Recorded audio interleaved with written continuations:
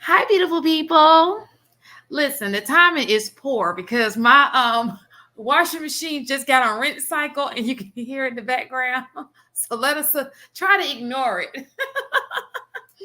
We're going to introduce our panelists for tonight. We have mistaken the AP, Enos, HD. Oh shit, I had it right. And Marky Mark. My name is Shan Monet, and this is a chic critique. You guys can unmute your mics. Happy Friday, you guys. Let me just let y'all know I will not, with emphasis on not, be up with you guys all night like last week. I just cannot do it. I cannot. I'm an early bird.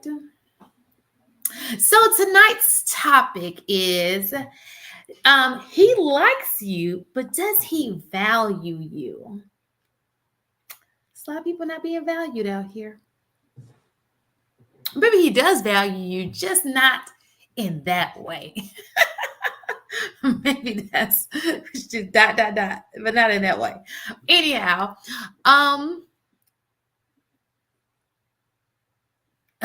thank you, Isaiah, for reminding us we're late. Okay. You guys can unmute now. I don't like talking to myself. We on strike after the other strike got off. What other strike? The Screen Actors Guild. What bad? Goodbye. Goodbye. Do you guys think that there's a lack of value in women? Is that the reason why the marriage rates are low? Do you guys think that's what it is? It's a lack of value? I personally think it's the lack of value of family. Not necessarily of women or men, but of family. Well, you need the man and a woman to build a family. So if you, I don't know, I kind of think that is on both ends. I think we've lost. I think we've gotten away from having intrinsic value, and we look more to external value. And because those things, external values are what changes consistently, I think that's why people aren't able to see the value in others, because they're only looking on the outside and not necessarily knowing what they need to look for on the inside. Anybody else? I just think dudes are scared to get their hearts broke and get their money took, and then they just look dumb because they don't know how to pick your woman. But so it just baffles me. Please do not take this as an insult. Please don't take it as an insult. I can understand the heart, because I think that both people risk their heart. That's just the risk you take in love. She risks getting she's risking getting her heart broken, and he's risking getting his heart broken. But it is so crazy to me that a group of men with the lowest income are the ones who are scared to get income being taken. She's not there for your money. She's not. So and I'm not trying to, let me just emphasize, that is not trying to be an insult, because we know that there are a lot of balling black men. I'm not saying that. But I'm just saying, for the most part, if we look at all races of people, we are not the highest as it comes to income, but we are the most afraid of that being taken. So, man, look, a lot of these dudes broke. Let's keep it a bean. Now, the truth is, if we as men will value you the way you value yourself. If you throwing them cookies at us already real early, and that's what we come out for, then we don't really care about who you are or what you are, right? You're giving us what we want. You got to have value inside yourself as a woman. Don't play yourself as a woman, and make these guys work for you. And if you do that, guys will see the value. Otherwise, the only value that you have is between your legs, and most guys' eyes. That's just me keeping it a bean.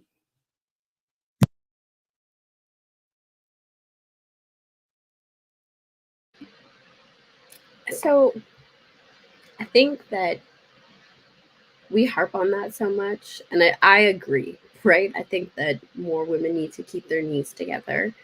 But I think that men have internalized this idea that their value is their wallet.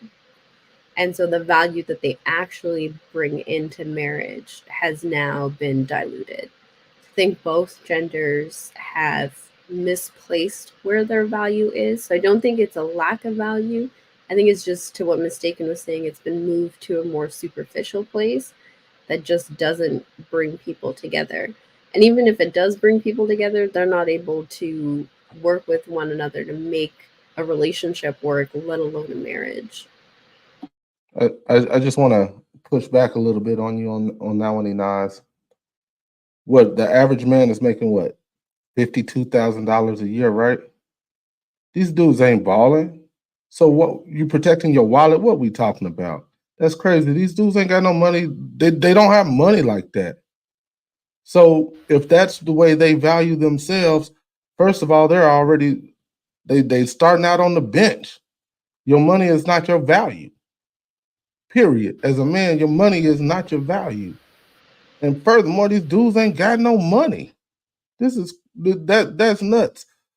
So I just kind of don't agree with that part. And if that's the way most guys are looking at it, they need to reevaluate themselves. Like that has nothing to do with the woman. They need to reevaluate themselves on that. So let me clarify, because maybe I didn't express it clearly.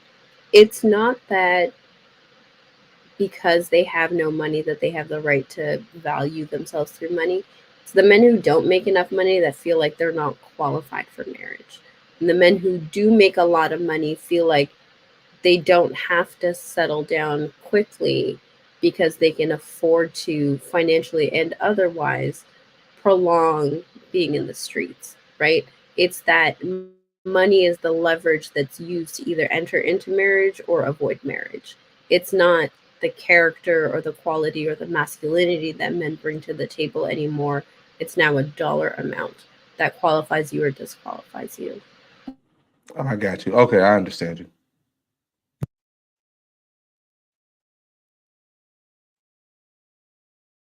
That makes sense to me. But again, I forgot if it was your point. Well, it was Mistaken's point. I do believe that there again is you're thinking about your money.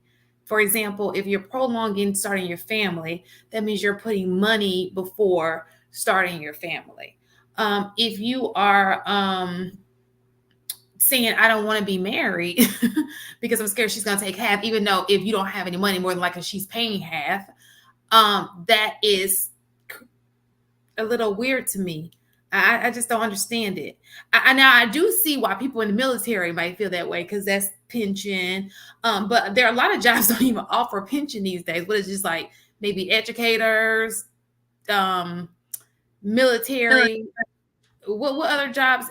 So those jobs aren't even that there aren't that many jobs that offer that anymore. So I'm not understanding why if you pay 50 into a household and she's bringing 50% into a household, it only makes sense that when you leave it's 50-50.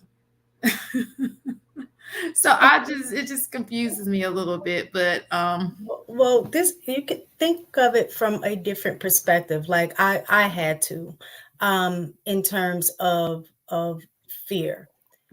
So even if the average, average men, let's say, is making 52, I think that's what AP said.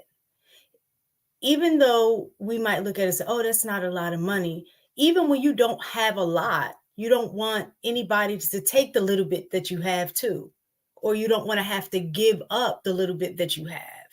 You know what I'm saying? So like, I can understand the fear that comes along with if my marriage don't work. I think that's the deeper issue.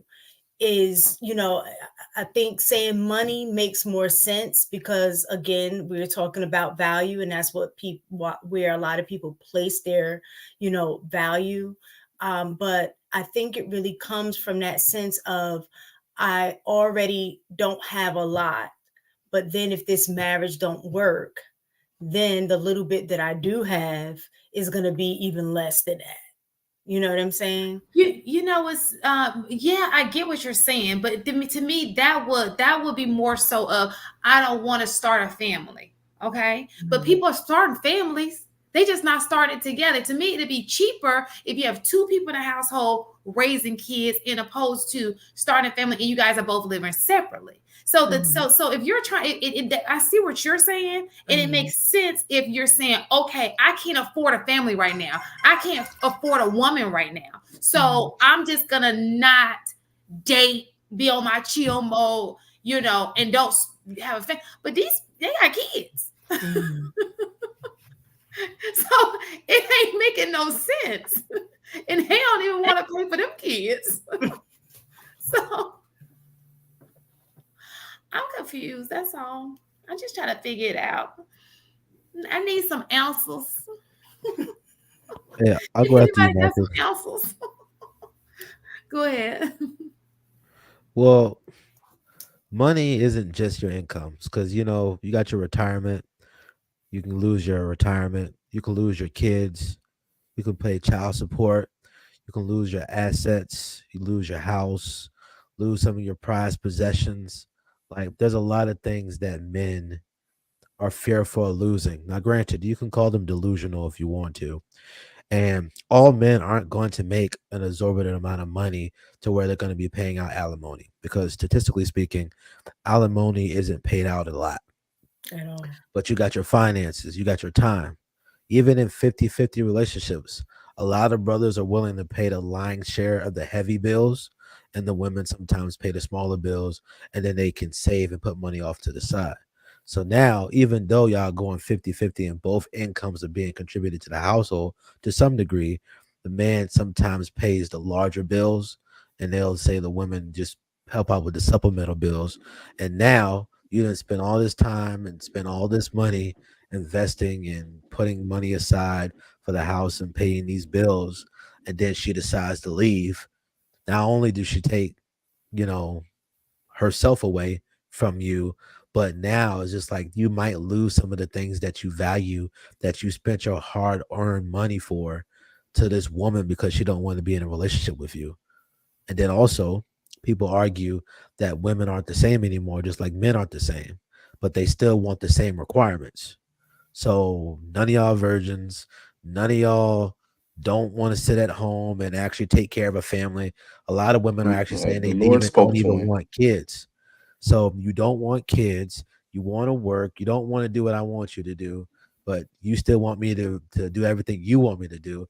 Guys are just like, unless I find a stellar woman that makes me feel like I'm making a smart decision, I'd rather just sit and play the field. So in there again, and I agree. It's so important to find somebody, because it sounds like compatibility, to find somebody who is compatible with you. But I don't agree that you should play with people's hearts in the meantime. Because that's pretty much what you're doing. Because one of the first things that you said was people don't want to get their heart broken. I think that that's across the board. And so when you start playing with people, chances are somebody's going to get their heart broken, and then all kind of craziness takes place. But there again, if you're talking about a household with kids, if you have two adult people and they are not involving children, as two adults, y'all can do whatever y'all want to do. The problem is most of the time these people are involving kids into the situation. And that's when it gets a little, crazy. Okay? I mean, like, the only way you're going to stop kids from showing up is people are going to have to stop having sex. That's it. That'd be But nice. people aren't going to stop having sex because they like sex. It would not be nice. It would not be nice. It won't. No. It would be nice if you do it correctly. It's not. It's already not. The way it's going now, it's not nice. We got celebrity pregnant, jumping on the twerking with their bellies out. It's not nice. Maybe if she had a husband. Even if she had a husband, that still didn't look nice. I'm saying maybe if she had a husband, she wouldn't be up there. Oh. Even with husbands, women still be out here twerking for the gram. A husband she respected. A husband she respected. A husband she respected. Mm-hmm. Yeah. She wouldn't have that little twat out there like that. Who was she pregnant about? That's not a flagged word. Twat is a flag word. I would think it would be. Twat? That shouldn't be a flag word. That's how my grandma used to say, put that twat up. Yeah, that's what I'm. It's like a grandmama word. That's why I used it. You know what it means? It means your twat. Yeah. What do it mean? Yeah. What's your twat? Vagina. Oh, okay. Yeah, exactly. Oh yeah, that's what your grandmama calls it. That's twat. So just to clarify, HD, men are just basically operating in fear now. Is that what I'm hearing? That's what it sounds like. Well, certainly everybody operates in some Friday level the of fear. And if you asking men to be responsible for a family that doesn't operate the same and they don't have the same values and everybody gives up on everything at a drop of a dime, like what reasonable person would want to set up for something like that people would easily not want to be committed to? So we're gonna operate in fear on marriage, but we're gonna drop our seed anyway. Dropping it like it, baby. It's on Right. sale. I just want to make sure. I'm just making sure I follow the logic. Hey, listen, guys feel like it's a safer bet. Mm-hmm. I'm just saying, but a lot of guys feel like it's a safer bet to have sex with a condom than it is to get married to a woman. And plus, I wish you they don't would have to go with that as much agony as most men say when they get married. Like I had a good nut and I'm done. Yeah, I'm out. So, HD, I do not disagree with you. When I say when you're using a condom and you're really using a condom and you're two adults and but that's not the way it's going. Let's be honest. But that's the other thing, though. You being afraid of being married or what have you, but then and you complain about money that could potentially, have to be shelled out through a divorce. But you have unprotected sex, getting women pregnant, and that's guaranteed money because now you're on child support anyway. Because let's be honest, most of the divorce money comes with the child support. The alimony is non-existent, especially to Black women. But that child support, Mm-hmm. Go ahead, Enos. I understand the fear, right? Because you're risking a lot. You have the potential to lose a lot. And your heart gets hurt in it, right? At the same time, and I genuinely do not mean to be offensive about this, but we're looking at what fear looks like in terms of statistics. Men will still risk it all to be rappers when most of them will not make it. They will risk it all to become professional athletes when most of them will not make it. There is a desire that drives these things. And so, yes, fear is a viable, reasonable answer. And yet, time and time again, we watch men overcome their fears and try to play the odds that are much less favorable than some of the things I listed, amongst others, and still work towards it. Marriage rates are 50-50. That means you have a 50% chance of everything working out as much as there's a 50% chance of it not. Whereas some of these other risks are like 1 in a trillion. And yet people still take them. So there has to be something that's more underlying behind that fear that's not really being openly discussed. If you want me to tell you the truth, do you want me to know what it is? They don't like responsibility. They don't like the responsibility of taking care of a household. It's easy to go home and take care of yourself. You can walk away from that shit. It takes some guts to walk home with some kids yelling at you, a wife. The I don't think they want the response. Listen, I think that may be part of it, but Shan, I think the other thing, like Inaz brought up a good point in the things that they're willing to take the risk on. It appears that those risks are a little different because in their mind, there's some level of control of the risk, right? A lot of it is the physical aspect of risk taking. Whereas I think when you're in relationship, it's an emotional risk, which is a totally different impact than the other stuff. Like I can recoup from if I tried to invest in this business and it failed. I'm willing to take that risk because now I know what I need to do to go ahead and I can make more money and recoup that way. But an emotional risk, I think for men is a lot very, very different than what you explained in terms of men are willing to play the odds with their music. Again, there's some level of control with that in their mind. You have to be dependent in a marriage, though. You can't control the other person in that situation, but yet your ability to not control them, that blowback is still going to be an emotional risk that if it don't work, I think that's a little different. But that's the same thing when it comes to pregnancy. You don't control when a chick have your baby, right? But that ain't gonna stop them from nothing inside of them. That ain't a control. But they still nothing. Well, we genetically. And let me just say this too. Have you ever seen a person who's played basketball all of their lives and doesn't make it to the league? That's some emotions. It looks a little different than a loving emotion, but that love you give to the game and you find out you don't make it, and you worked all your life since you were a kid for that. I beg to differ. I think that these people have straight up emotion. It just looks a little different from a female, but they have a love for the game that is far more because they've been doing it all their lives. And then just get that set point where it didn't work out for them. Some people would do anything. They'll go overseas, start playing ball. They'll start doing like little league. They'll do anything just to get that back. So I just disagree with that. But that would speak to the loss, because like I know people that have lost themselves once basketball was no longer a thing.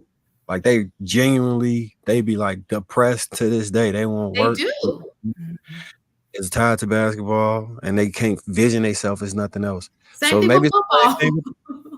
So maybe it's the same thing with the relationships. They been in one relationship, their heart got broke. They like, man, I'm not about to put my all into this. But according to the men on YouTube, they say that the reason they want to get married, but they don't feel it's women worthy of marriage. So that goes into the worthy of marriage. So what will make a woman worthy of marriage? Let me ask that question. What, in your guys' opinion, you men out here, what makes a woman worthy? And don't give me the look at your, because most of you have been married before. Look at your wife, because I don't want the cookie cutter example of what makes a woman a wife, because we know that doesn't always fit. It's some cookie cutter women out here still not married. So I want to know, what is it that men value? Sorry. Before that. Sorry.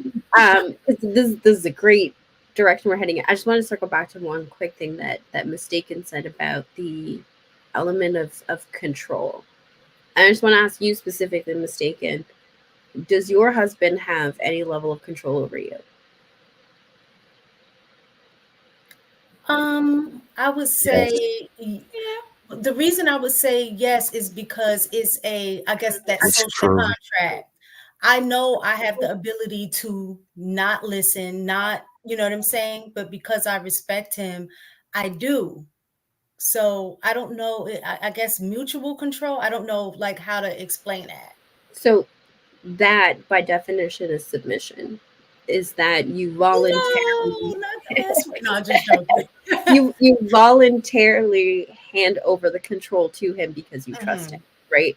And so it's just like this interesting parallel that I see of men who fear those circumstances because they don't perceive control, and them feeling like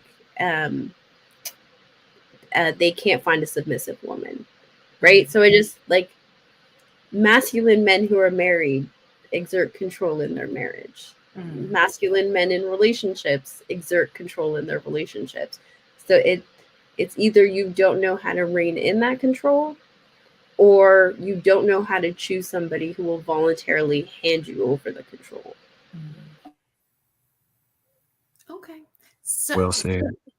it was very great. So the question is, what will make a great wife, in your opinion? I think we answered this so much. Let's see if y'all listen to us. And let's hear y'all answers to what y'all think. Well, do you want to? So, do you want to know what I feel? Because what I see and what I hear are two different things. What I do think that a woman is customized for a man. Men need something. Every man needs something different. So when I ask, because you're asking us, right, what we think, right? So from observation, I know men who want a woman to look. When I come home, I handle business out there. I just want you to handle it in here. I don't want to think about what I'm eating. I just want all that done. Okay. I know other men who want you to be out there too, and they want you to be a power couple. You know, I think that it is individual what works for that man. I do think that one thing I've heard everybody across the board say that they do want peace. I want peace. Let's piece this out together. Most people, I would hope, want peace. Okay.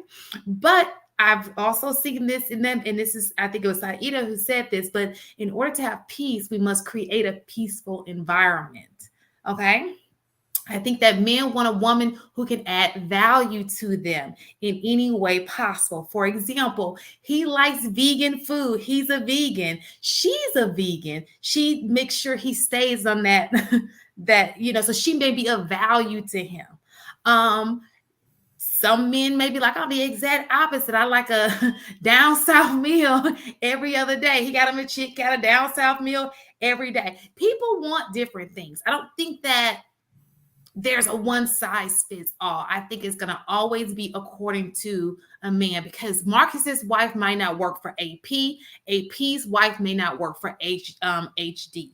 It's just it all depends on what that man values for his life and what value she can add to his life.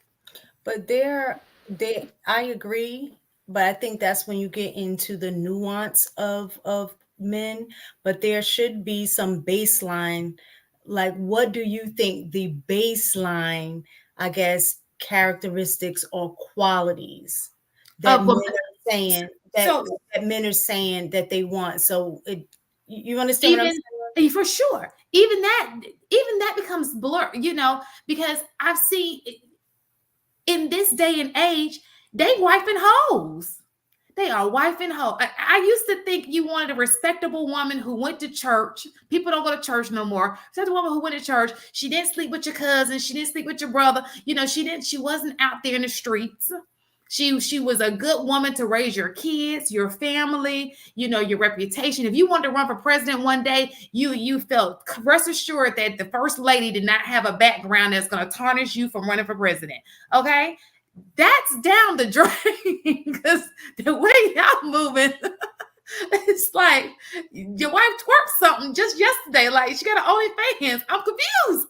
I'm so confused.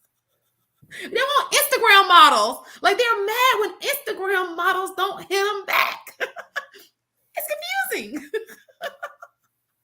Go ahead, Inaz. So I agree with both of you, and like the nuances will shift. Like, let me say this: the details and definitions will shift from man to man, but I think there is still a baseline of basics that exist amongst all men, right? She's got to be feminine. She's got to be cooperative. She's got to keep up with her appearances, right? She's got to either share his value system or willing to fully adopt his value system, right? Those four things, regardless of how a man defines it, how the details, how he wants to like decorate the cake with icings and sprinkles and all of that stuff. I've never heard a man talk about what he wants in a woman and not name all 4 of those things, unless he's only asking them 3. Enos. Mm-hmm. Them wives do not be looking good in these streets. They don't. That look thing is down the drain. That's a lie right there. I can go in the store and tell the ones that's married and the ones that's not. But hear me out, right? Because here's the thing is, her no longer fulfilling her obligations is not a reflection of what he wants. Gotcha. If she's decided she's not going to keep that up, that's on her. But his sense of obligation keeps her with her. But in terms of what men want, they still want her to keep up with her looks. That doesn't mean you gotta look 25 for the rest of your life. You gotta be put together. You gotta throw something sexy and lacy on from time to time, maybe some leather if he's into that. You gotta hit the gym if you need to, if not, eat better. Like, men still want to feel attracted to you and not have to force themselves to be attracted to you after being with you for a certain amount of time, right? So they'll still do it. They'll still do it, but they would prefer if you kept yourself up so that they didn't have to work as hard at it. And it's so funny that I said that, because now I can see what AD is saying, what Mistaken was saying, no control. Because if the argument was, man, because I know when I marry her, she gonna be eating all the daily snacks, she ain't gonna look nothing like she used to look, she just gonna throw it all away. I can believe a man when they say that, because I've seen that. I see that all the time. But that's not what they're arguing about. That's not their argument. Their argument is, I don't have control of her to make her stay in this situation. Mm-hmm. But that sounds crazy. Y'all know they wouldn't be letting themselves go. Speak on it, Marcus. Speak on it, Marcus. Make her stay part, because come on now. You have a harder time getting her to leave, actually, if you didn't want her no more than to make her stay. That particular part of the argument just sounds crazy to me, because if y'all are like, what women do y'all know be into a man and then just gets up and leaves? Like, I've never, that part just throws me off. So you got to excuse me. I've heard the arguments, but I don't understand it. I think it might be something personally that the person is going through that's affecting and repelling people and pushing them away, and they're leaving. I don't think it's just everything copacetic. She wake up one morning and be like, you know what? I'm going to leave. I'm going to get a divorce. That's the story that well. I love him. No, I really don't think that's true. In these YouTube streets, that's the way they make it seem. Like, that's why it ain't nothing he doing wrong. She just left. Women don't know what they want. Like, they'll wake up one morning and just be like, oh, I'm not happy, I want a divorce. And everybody that I know, men and women included, men who initiated divorce, women who initiated divorce, if they're unhappy in the marriage, is not something that just happened. It's something that took time to build up until somebody finally got to the point to say, I don't want to be in this situation anymore. And if you're the person that says, that just came out of left field, men or women alike, that just came out of left field, I don't know, they just woke up one morning and was like, I'm ready to go, then that's the answer right there. You weren't plugged into the marriage. Because those situations are never, for the most part, a surprise. They aren't. Mistaken, I do have a question for you real quick. What do you say to those people that say your happiness is not my responsibility? And the woman still gets up and leave, or the man still gets up and leave. But there are people that say your happiness is not my responsibility. What do you say to those folks? If you were saying that when you get married, the idea is that you are supposed to become one, right? So I don't think it is the other spouse's responsibility to make you happy, right?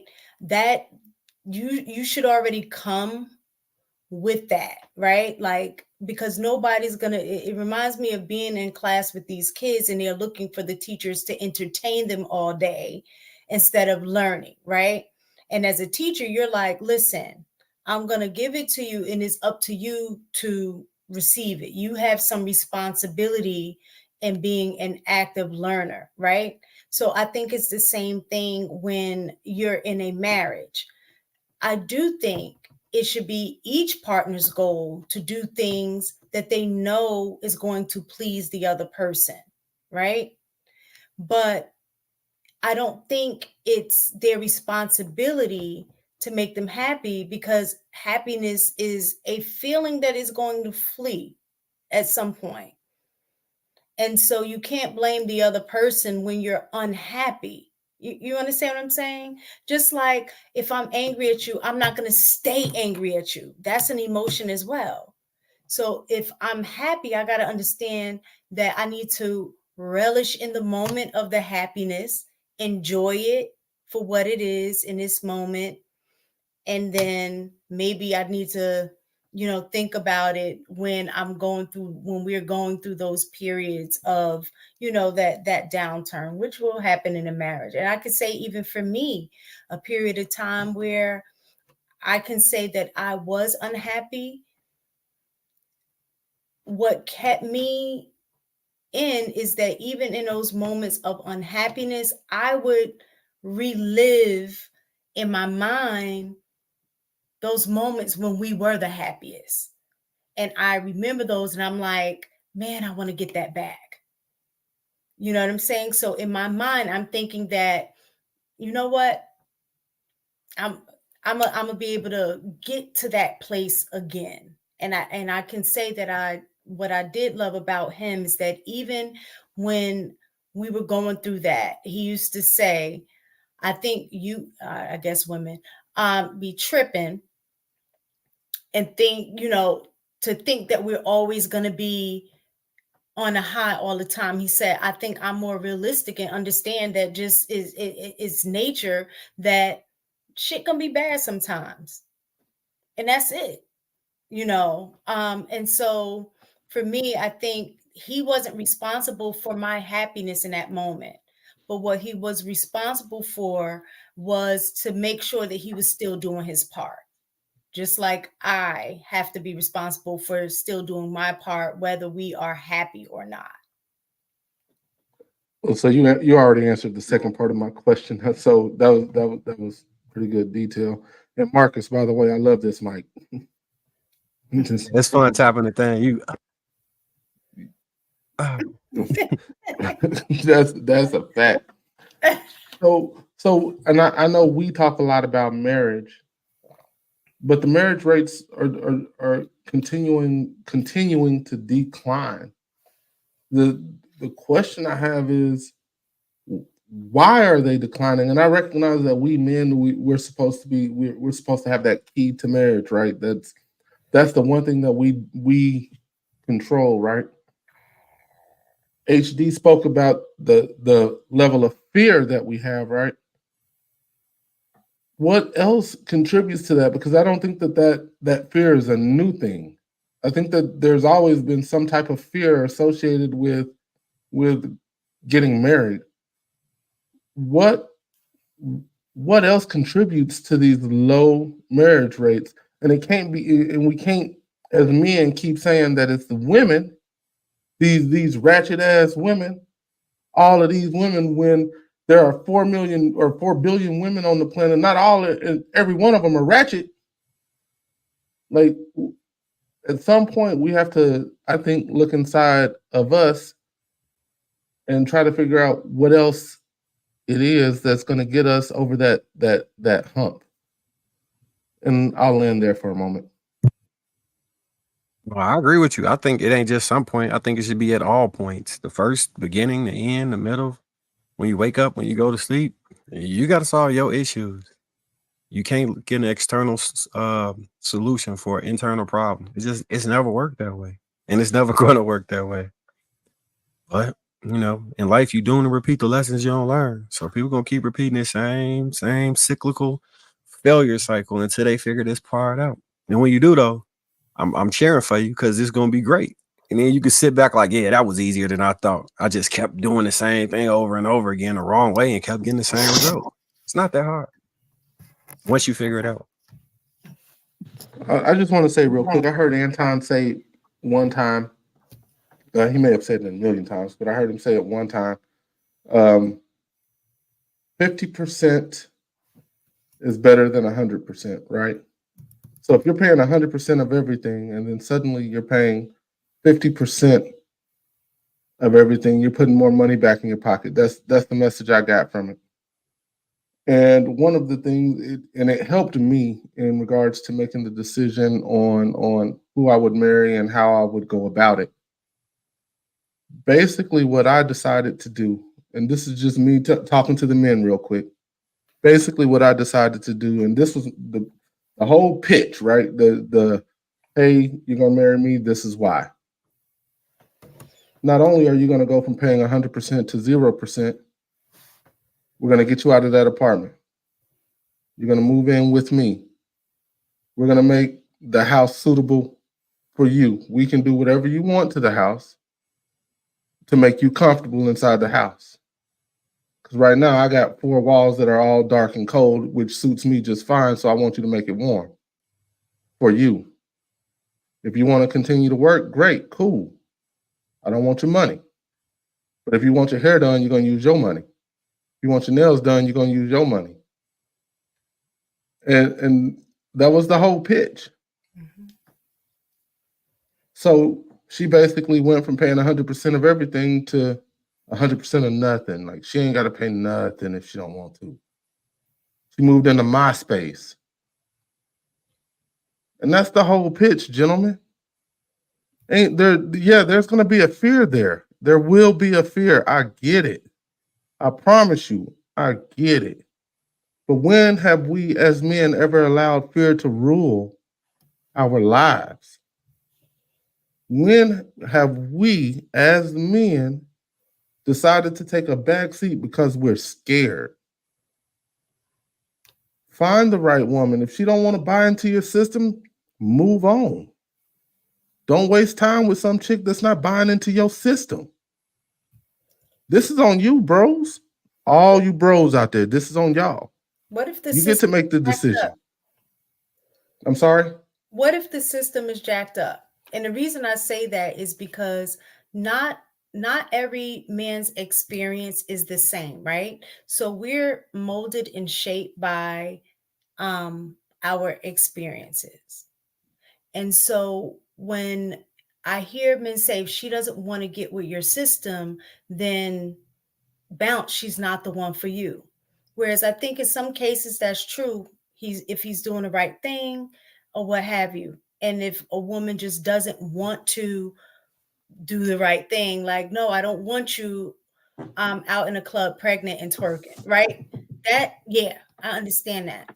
But sometimes I think, well, I could just say in these spaces from what I hear. In real life, my experience is totally different than what I'm hearing in these spaces, is that sometimes a man be like, if she don't want to get with my program, get with my system, and sometimes their program and system is effed up.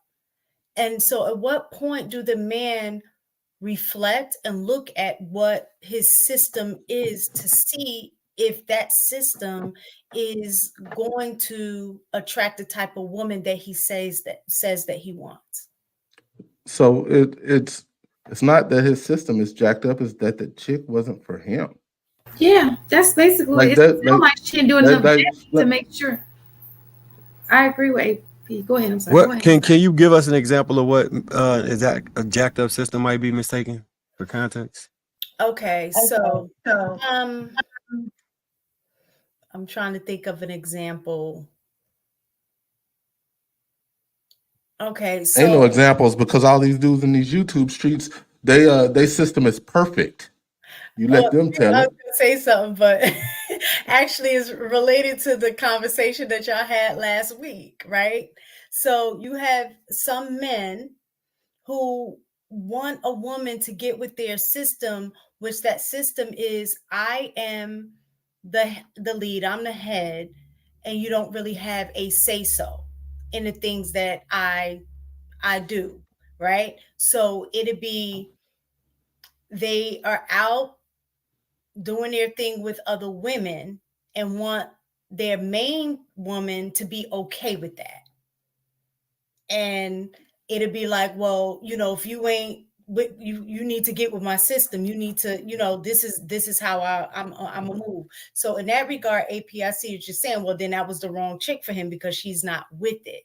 But I'm saying he's going after the chick that he wants to be submissive, wants to do X, Y, and Z, but then on a flip side is not aligning with the type of woman that he say he wants versus what his system is. You understand what I'm saying? They just don't align.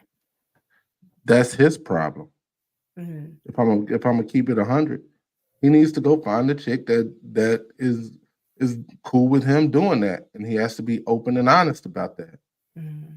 And if he's looking in spaces where the females are not okay with that, that is his fault. You got to go to the spaces to find the women that are okay with that. That means you got to change your routine. You got to try something different. If you're getting the same result and you're doing the same exact thing over and over, what is that the definition of, right? Y'all know what I'm saying. He has to change. That's not on any of the women, in my opinion. Now, what AP said as far as the reason why he chose the woman he chose, right? You asked the question about why more men aren't getting married or why there are more marriages, why they're going down. Part of the reason why the marriage rates are going down is because of logic. You went from paying 100% by yourself, and this woman was paying 100% by herself. So now she comes into a system where she has the option to pay or not pay based upon her desires and what she wants to do. And now you are in turn taking responsibility and have chosen to be the person that provides 100%, not only for yourself, but also for her. If you were to ask a person, does that make logical sense to some people, especially to a lot of young people? That's not good math. So if you ask different countries how to do things, so are you saying just African American people, or are you saying across the board? Because that's quite normal in many places. The West is not normal, ma'am. Okay, then what I'm saying is specified. That's all I'm saying. Okay, you're talking about.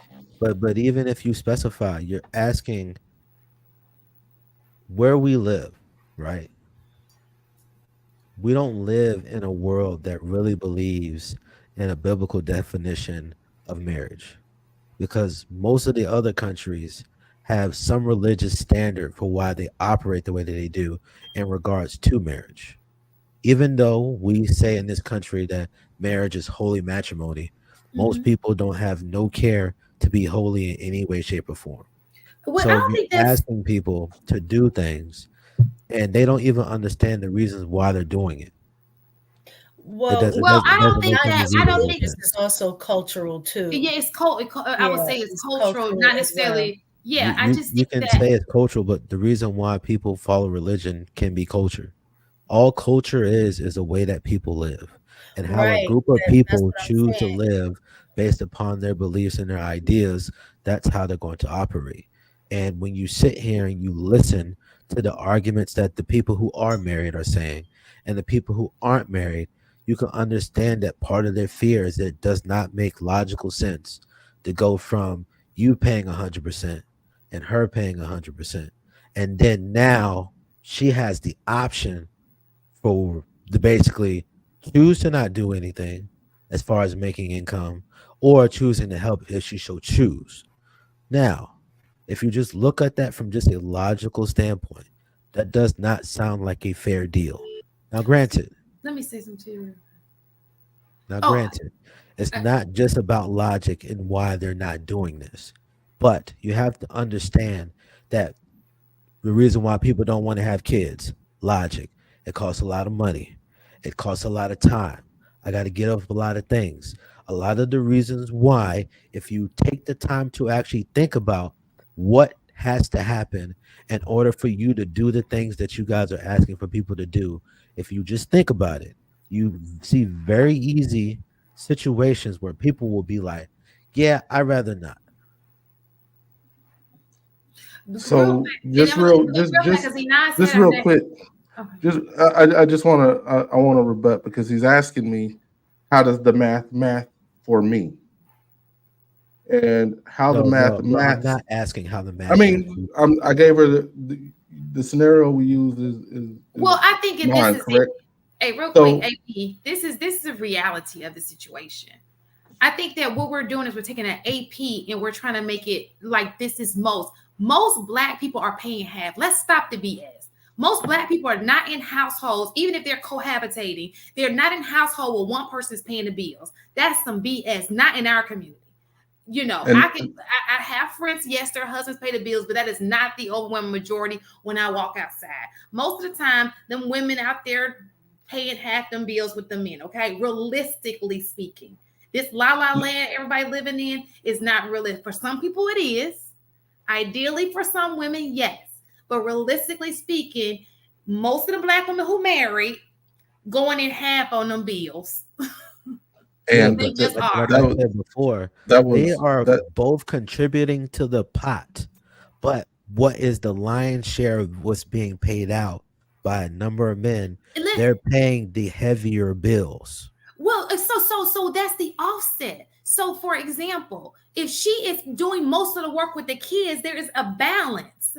You understand? What you're doing is you're placing more value on, let's just say, him $1 than it is to put in that, into the kids or whatever it is she is doing. Maybe she's cooking for you every day. Maybe she's always up with the kids. She's the one who gets up in the middle of the night. She's doing this, she's doing that. Now, it's gonna be a balance. Okay, you pay $100 more than her a month. I think what's throwing this off is it's being looked at from a standpoint of, what do you do for me? What do I do for you?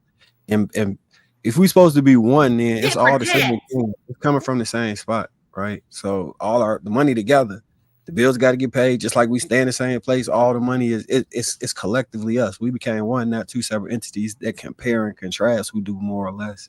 You know what I'm saying? What needs to be done, if you can do it, we get it done this way. If not, we do it this way. But we won, though. We won. And let me just say this. I ain't never met now I know it's new bougie Black women, but I ain't never seen not one old school Black woman, when you ain't hard on your times, that woman out there beating her. But I've seen women going to bat for men. Like, they will lose the back of their shirt, go whatever they gotta do for their man. If he ain't pulling, something happened to him, she gonna do whatever she gotta do for that man. I don't know what kind of women y'all dealing with. They don't do that for y'all. But the women I'm around will go all in for their men. I think most women, when they love you or respect you, then they're willing to do that, which is why I think maybe the issue is men are or people are getting a relationship with people they're convincing to like them and trying to figure out ways to keep them to stay around. And so they use money like to reel them in, and that's how you're getting the woman. But when a woman authentically likes you and she loves you for you, I promise you, she is going to go to bat for you. She don't care about that money. She does not care about that money. Go ahead, Inaz. Sorry, Inaz. No, you're fine. So here's the thing, and HG, this isn't a shot at you. It's the argument itself, right? It's when we say logic. With sound logic, it stands test, time, and place, right? So if it's working over here and it's not working over here, it's not that it doesn't make logical sense. It's that there's something that's getting in the way of what's going on, right? So one is that I don't think it's the amount of money, right?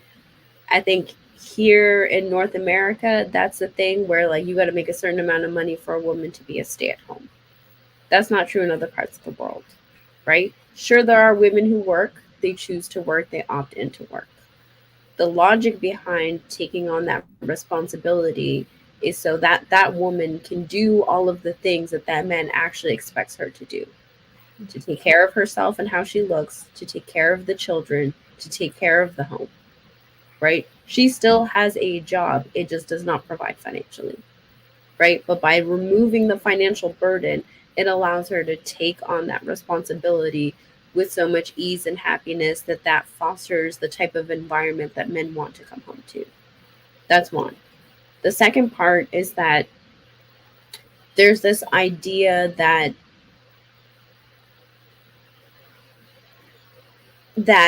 like people want to live in this lap of luxury, that they have to live in this certain lifestyle in order to be a stay-at-home, right? I think men put that a lot of that pressure on themselves when really, when you pick a woman who really is humble, it's not that, like, as long as we have a nice home and everybody's like comfortable at home and like the kids are fed and there's food being put on the table, there's not a lot of women. I think social media is really misleading in the amount of women that are looking for luxury, right? The last part, and I'll say this, right? I think it's very attainable in the West. I think the more traditional home where the woman is a stay-at-home is, and the man is the sole financial provider, I think it is more attainable now than it was a few years ago.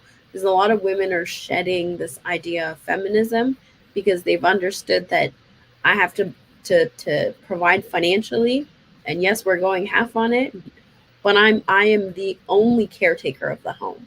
I am the only caretaker of the children, right? Where a lot of these women are now speaking up and saying, I have to beg my husband to watch the children for a couple of hours so I can just have a few hours to myself, while also working, while also cooking, while also doing all of this stuff. So I understand the sentiment of why would I take on this entire financial burden? But the other side of that argument for a woman is, why would I take on this workload if I'm going to be expected to provide financially and run the household as well, right? It's a two-sided coin. But I think the moment we shed the feelings behind things, we can take a look at like the sound logic and how things work and be able to replicate those systems.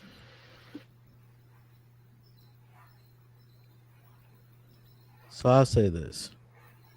The reality, the only way that these relationships work is if you throw logic out the window. Because most of the times when you're trying to do some of these things, like to be married to a person for a lifetime, especially with as often as people change and switch, that doesn't make any logical sense. You make the argument that most people that are in relationships from at least 10 to 20 years ago that are married, they look at the state of relationships and be like, oh my God, I'm glad I don't have to deal with the people that y'all have to deal with. The reality is, you have to understand that though the concept is the same, people, how they interact with it is different. The same way we use our cars, the same way that we build businesses, the same way we use technology is different. They had a computer in 1998. We don't use the computer the same way we did in 1998. What we can do with that computer is differently. How people operate, how people think, what people want, what people are arguing about is different. You can say that there's some variances that are the same, but we're sitting here saying that like it's easier. Yes, it is easier. But the reality is the reason why a lot of things aren't happening the way that it should, it's simply, yes, because of fear. Yes, because of logic. Yes, because this person has to take on an undue burden that they didn't know that they were signing up for. Because as things, here's the thing that I've noticed a lot. The reason why a lot of these men and women end up in these relationships and they experience the things that they do is because they don't fully understand what it is that they're signing up for. When a guy is with a woman that she has an OnlyFans, on the surface, oh, she should love me enough. And, I don't think it's a big deal. I got enough integrity, I got enough character, and I'm a man enough to be able to handle the fact that she does that. A year goes by, a few months come by, you keep seeing all the money that's coming in, you start seeing the guys, you start seeing the content, you start seeing these things. The reality is sometimes you do not know the weight of what it is that you're signing up for or what you're agreeing to until after it's too late. And a lot of guys get into these relationships with these women, and these women are getting into these relationships with these men, saying and believing that they will be okay, and then realizing a little way through, F this. I'm not trying to do this. This doesn't make any logical sense. I'm out. So I would say that it's you got to know yourself first. You got to know what you can put up with and what you're willing to put up with and what you won't put up with. You have to be honest with yourself. You can't be swayed by a big Johnson or a fat ass. You have to know you. Once you know you, then you can start moving in the direction that is to achieve the things that you want. Like, for example, I'm terrible with scheduling. I'm awful with keeping up with the schedule. I don't keep up with my own schedule anymore. I don't have to. It's all done for me and it's all plugged in. I ain't got to worry about it. And I you get have a alerts nice on my junk phone. drawer. Man, that shit's so silly to me. I still, funny story. I was looking for scissors the other day and it was in the kitchen. They were right there. They were in a junk drawer. But I'm not giving no credit for that shit. None. But but seriously, so the trade-off for me helps me exponentially. That's the logic. That's the trade-off. That works. But I was honest about what I needed up front because I figured out exactly what I needed. She told me what she needed. Now, can I give her what she needs and can she give me what I need? And can we meet in the middle on this deal? AP, I think you oftentimes we spend so much time wasting time trying to change people, trying to become somebody we're not. And all we've done is waste time because we're not going to be able to accept who we are or who they are because we don't know who the hell we are. I think a lot of the times we focus so much on chemistry and not enough on compatibility. And that's the problem. You fall in love because, oh, we mesh together, but we're just so not together when it comes to being compatible, which I'm not going to go into. Well, I think the other thing too that HD said is he said we just need to, in order for it to work, we need to throw logic out the window. And in fact, I think you need to have logic. I think you throw that out the window. That's why the relationships are the way that they are. But I think you need to throw ego out the window. I think you need to throw self-serving out the window. I think you know, there's so many other things that, you know, need to be thrown out the window. And I don't think logic is one of them. You need to really use logic to weigh a lot of things within a relationship, period. But I think what happens is we get in our own way. AP brought up a very good point about the first step is knowing who you are. If you have two people who have no idea who they are, that means they're leaning in on the other person to define who they're going to be. And you definitely don't want that, you know.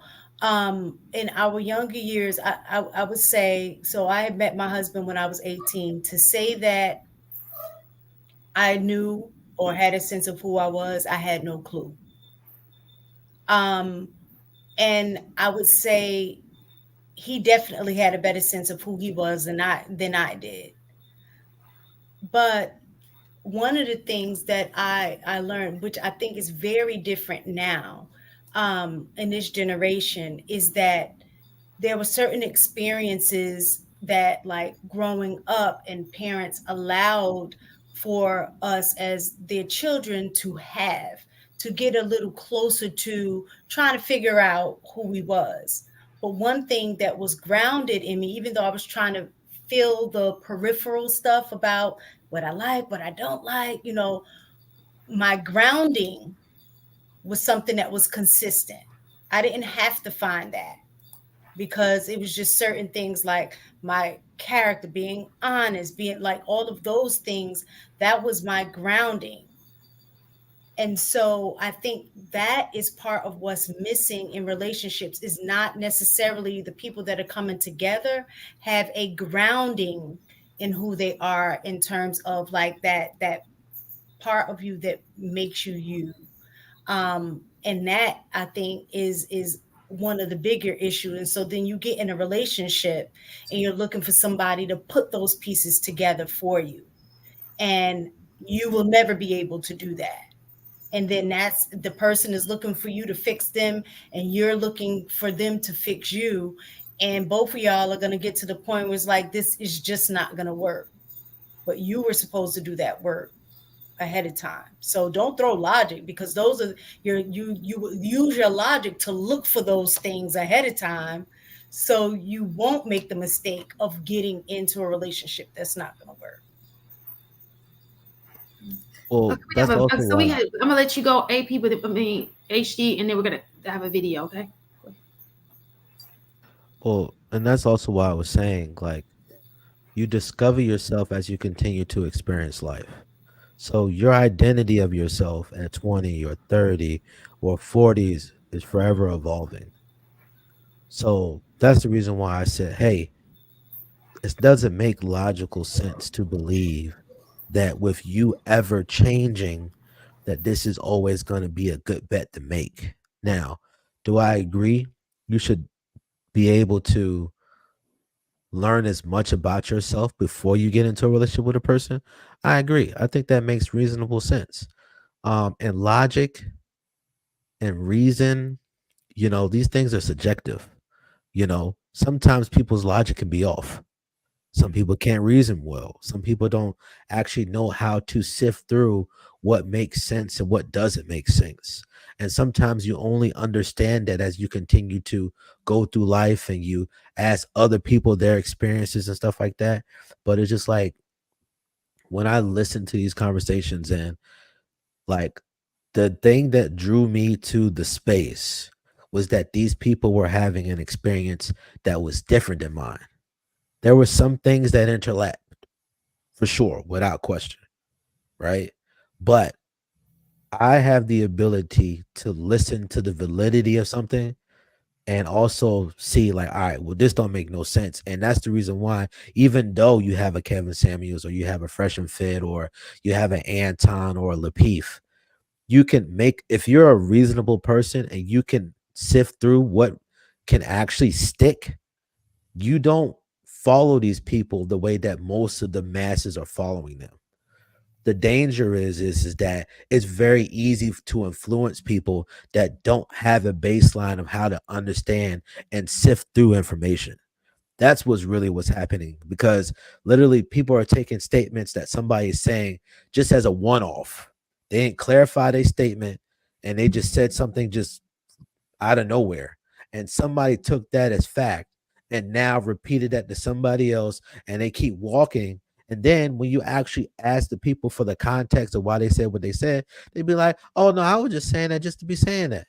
And you have a lot of people that have latched onto things that were short-sighted comments that weren't intended for people to follow, and people took it and ran with it, and it added to their fear. It added to the confusion, and it added to the questions of why you guys are up here asking, well, what happened? Why is this happening? What's happening is that you're asking a whole bunch of children who are in their 20s and their 30s, because even though people are getting older, they're not always operating based upon their age. So now you got people that are older acting younger, and then they're prolonging these things that have worked to some degree in the past, and then you want to wonder why we're having the problems that we're having. It doesn't make any logical sense now based upon how people operate. It was one thing that you just said, and I think Isaiah, somebody said that I contradicted myself, and I think you hit the nail on the head in terms of saying you're not going to be the same person that you were. You're going to change. Well, logic will tell us that nobody's going to stay the same person that they are, right? That was why the caveat to what I was saying, like at 18, I'm not the same person at 18 in terms of my likes or dislikes, right? Those things change. But what has still remained consistent, and when you look at it, most people, that is true, is that whatever your core values are, those typically typically remain constant. You add to them, definitely, because as you go through experiences, you end up learning some other things where you can add to your value system. But if I look at where I was at 18 versus where I'm now at 45, I am a different person, because at 18, I didn't know what it was like to be a mom, right? I had to learn how to be a mom once I became a mother. So now I've added some other things to the pot that I did not have before.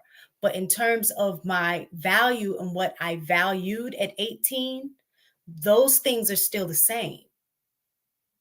You understand what I'm saying? So I think when we are mating or trying to get in relationship with each other, that's where we go bad, is because we're not looking at what makes up that other person's core value system. I think that's where the compatibility part comes in. Not compatibility in terms of mixing up compatibility and preference. Like, I want him to be tall, I want this, I want that. It's the core value system. And like my husband, like, it was, everybody was a little like, oh, y'all are not equally yoked. Like, we're different religions, but yet we work. And the reason is because our core values are still the same. What we think, what it is going to take to have raised a family the way that we want it to, family to be respectful, be kind, you know what I'm saying? Just certain core values that we shared together. We didn't have an issue with raising our children, because the focus was on instilling values in them, as opposed to making it a religious thing. And even within having different religions, you're going to find certain core values within religions that are threaded through, that's consistent. You know what I'm saying? So I think that's the part where we're needing to develop. Sometimes people values aren't in alignment, but that goes with what I think AP was saying before. Then you need to find somebody whose value system is the same as yours. Agreed. You're on mute, bro. Marcus, tap your mic. Hey, put your mute. Take your mute off. All right. Yeah, I wanted to say, HD, I think you brought a real like relevant talking point when you were talking about talking points, right? That people just ran with.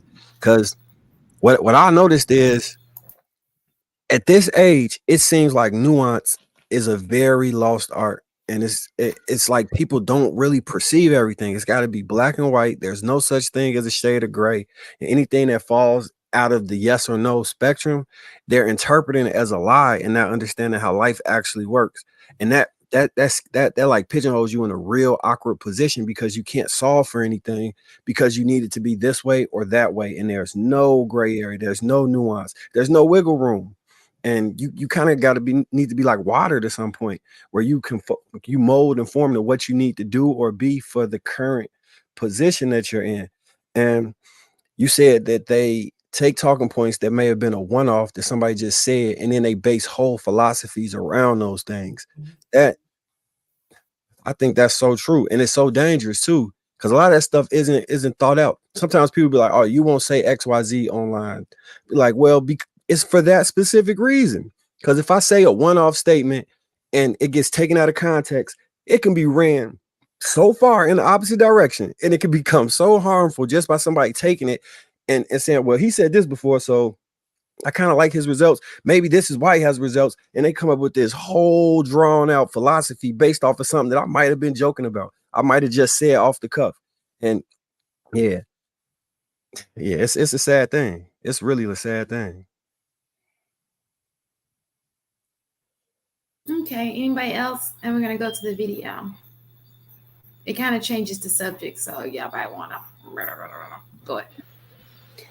So I guess like the way I like to test logic is like, can you put it in similar scenarios and it still stands, right? I don't think we're designed to stay stagnant as human beings. I think Mistaken made that point. And I guess my curiosity is more so like, why do we opt into it so willingly when it comes to friendships and maintain that relationship, and yet we're not willing to foster that type of relationship within the marriage where someone's given room and understanding to grow and still have that person included in our growth so that they're a participant in it. And instead there's this expectation that you're just going to stay the same, captured in time, when that isn't human nature.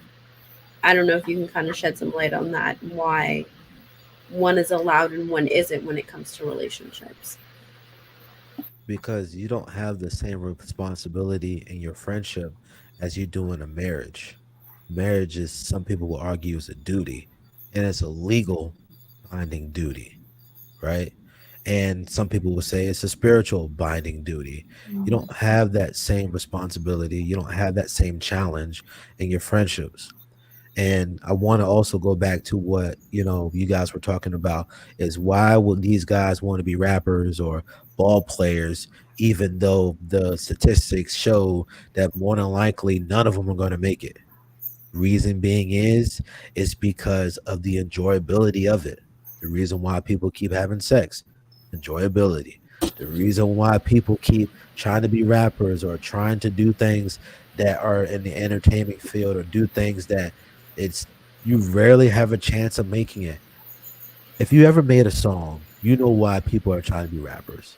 If you ever played football and you hit somebody and they fumble that ball and you pick that ball up for a touchdown, like, you understand the energy and excitement that comes from accomplishing these things. When it comes to relationships and marriages, there's usually some form of delayed gratification where it takes a significant amount of investment in order for you to actually get the fruit of it. Rappers and music is the same thing. When you listen to their story, it's definitely delayed gratification. Well, It's not. It's that's only for the success story. He's But I'm saying talking that about, just actually rapping them, get it off their chest, actually being in the studio is good. But would that not be That's the them same work choose? that you're putting in the Would that not be them choosing their happy? Because we always talk about happiness. That's you choosing your happiness, right? I mean, people are choosing happiness when they're choosing to leave. That's their reasoning. They're choosing happiness for some people to stay. And the thing is like, it's easy to attach yourself to something tangible that you feel like you can actually do something about. But when you don't feel good in your relationship, or you don't feel good about your marriage, you don't feel good about your career, you just don't feel good about life. And then you also have to deal with the life of this other person who you are tied to, who you agreed to be with, right? And then you're adding this for a lifetime. Like, these are things that, if you were to just sit and think about it on the surface, these are things that you see how easy it is. That's the reason why it's a 50% chance of you winning in your marriage. That's why. Because the thing is majority of people don't understand the investment and the work that it takes to maintain that. Um, you know, So I love what you said about like the enjoyability aspect of it, right? And I think that's why I was kind of leaning towards the question around friendships, because there seems to be that enjoyability aspect of it. And I understand that there isn't the same obligation behind it, but I've seen in so many friendships people taking on so much that it looks very similar to the obligations that exist within marriage, right? People letting somebody crash with you, giving somebody a handout, coaching them through things, guiding them through certain things. Like, a lot of friendships with substance have very similar components to what they look like in marriages, right? Even in terms of like growth trajectory, you'll see two friends growing in polar opposite trajectories. And because they're looping each other into that process and they enjoy each other's company, no matter how far apart they are in their values and their systems and everything, they still manage to stay connected, right? What I'm seeing time and time again in terms of the marriages that have success and the ones that don't is that enjoyability factor. And that doesn't go just towards men, that goes to the women as well. The people who enjoy being married to their spouse are the ones who don't quit on each other, who aren't harping on happiness, who aren't looking at the dopamine hits and the Instagram photos, right? The ones who truly enjoy each other's company, those are the ones who are fortunate enough to have the opportunity to grow old together, to spend an actual lifetime together. And I think the more we pushed for like choosing somebody you genuinely rock with and let like you two fit together, I think it would be a really big game changer on what those statistics look like. But because we push duty so much and we push obligation so much and we push family so much and how to vet and how to do, we've sucked all of the fun out of two people being together with the exception of sex. And going back to Shane's question now in the very beginning, I think really that's the thing that's created such a terrible environment for marriage right now, right? Is the fact that we've managed to suck all of the enjoyability out of two people being together or multiple people being together and dwindled it down to the only fun you get to have is sex. There's no more non-sexual intimacy. There's no more just being able to kick it in silence. There's no more like doing stuff together without a dollar bill attached to it. Like just being around your person just doesn't seem as viable anymore until you talk to a Marcus, until you see Mistaken just hung out with her husband. She can't stop smiling. Like until you get to see more and more of those examples, it just sounds like so much friggin' work all the time. Like a job that you hate going to all the time. I don't know. That's just rambling at this point. No, Okay, I agree with we you. gotta sum this up. We're this is one. Go All right, ahead, move on. Mark, and if No, you move don't, on. you don't want to say anything. Okay, so I, we're wa- gonna go I back. want to respond, but I'll let you No, go complete the ahead. next point. Okay, can we make the response really fast? Like sum up some of those little words and put them all in. Gotcha. Well, first thing I want to say is that largely, Nas, what you're saying, I agree with. But the first thing I want to say is that almost doesn't count. Your friendships, you have to understand that you get to experience their journeys from a distance. You don't have to do that as this person is growing 24/7. As far as you got to live with this person, you got to be able to deal with this person when the times that you don't want to deal with this person, versus when you're in a friendship and they're going through their thing and they're going a different way. They don't have the same entitlement to some of the things that you experience in a marriage, because at the end of the day, you don't belong to them. You don't have a responsibility to them. Now, granted, you make it yourself responsible because of how you care and how you build your relationship. But the reality is, you don't have the same responsibilities or the same ties to this person. And then, as far as the fun, I agree. Fun feels fun. Fun feels great. If you can have fun in your relationship, it's fantastic. A lot of people ain't having fun in their relationships for a multiplicity of reasons. And also, the relationships that are lasting aren't just the fun ones. They're also the ones that are filled with duty. That they're literally like, listen, no matter how I feel about you, I'm gonna make sure that you're all right no matter how I feel. But if we had to choose, a fun relationship is better than a non-fun relationship. So I just wanted to clarify real quick. I know Marcus wanted to jump in. It's super quick. So I didn't say that the long-lasting relationships were the fun relationships. In fact, I think the really, really fun relationships for most people are probably some of the shortest relationships. I said that the people they enjoyed being around their person. That doesn't mean that we're having a great time, but if we're problem solving, we're enjoying problem solving together.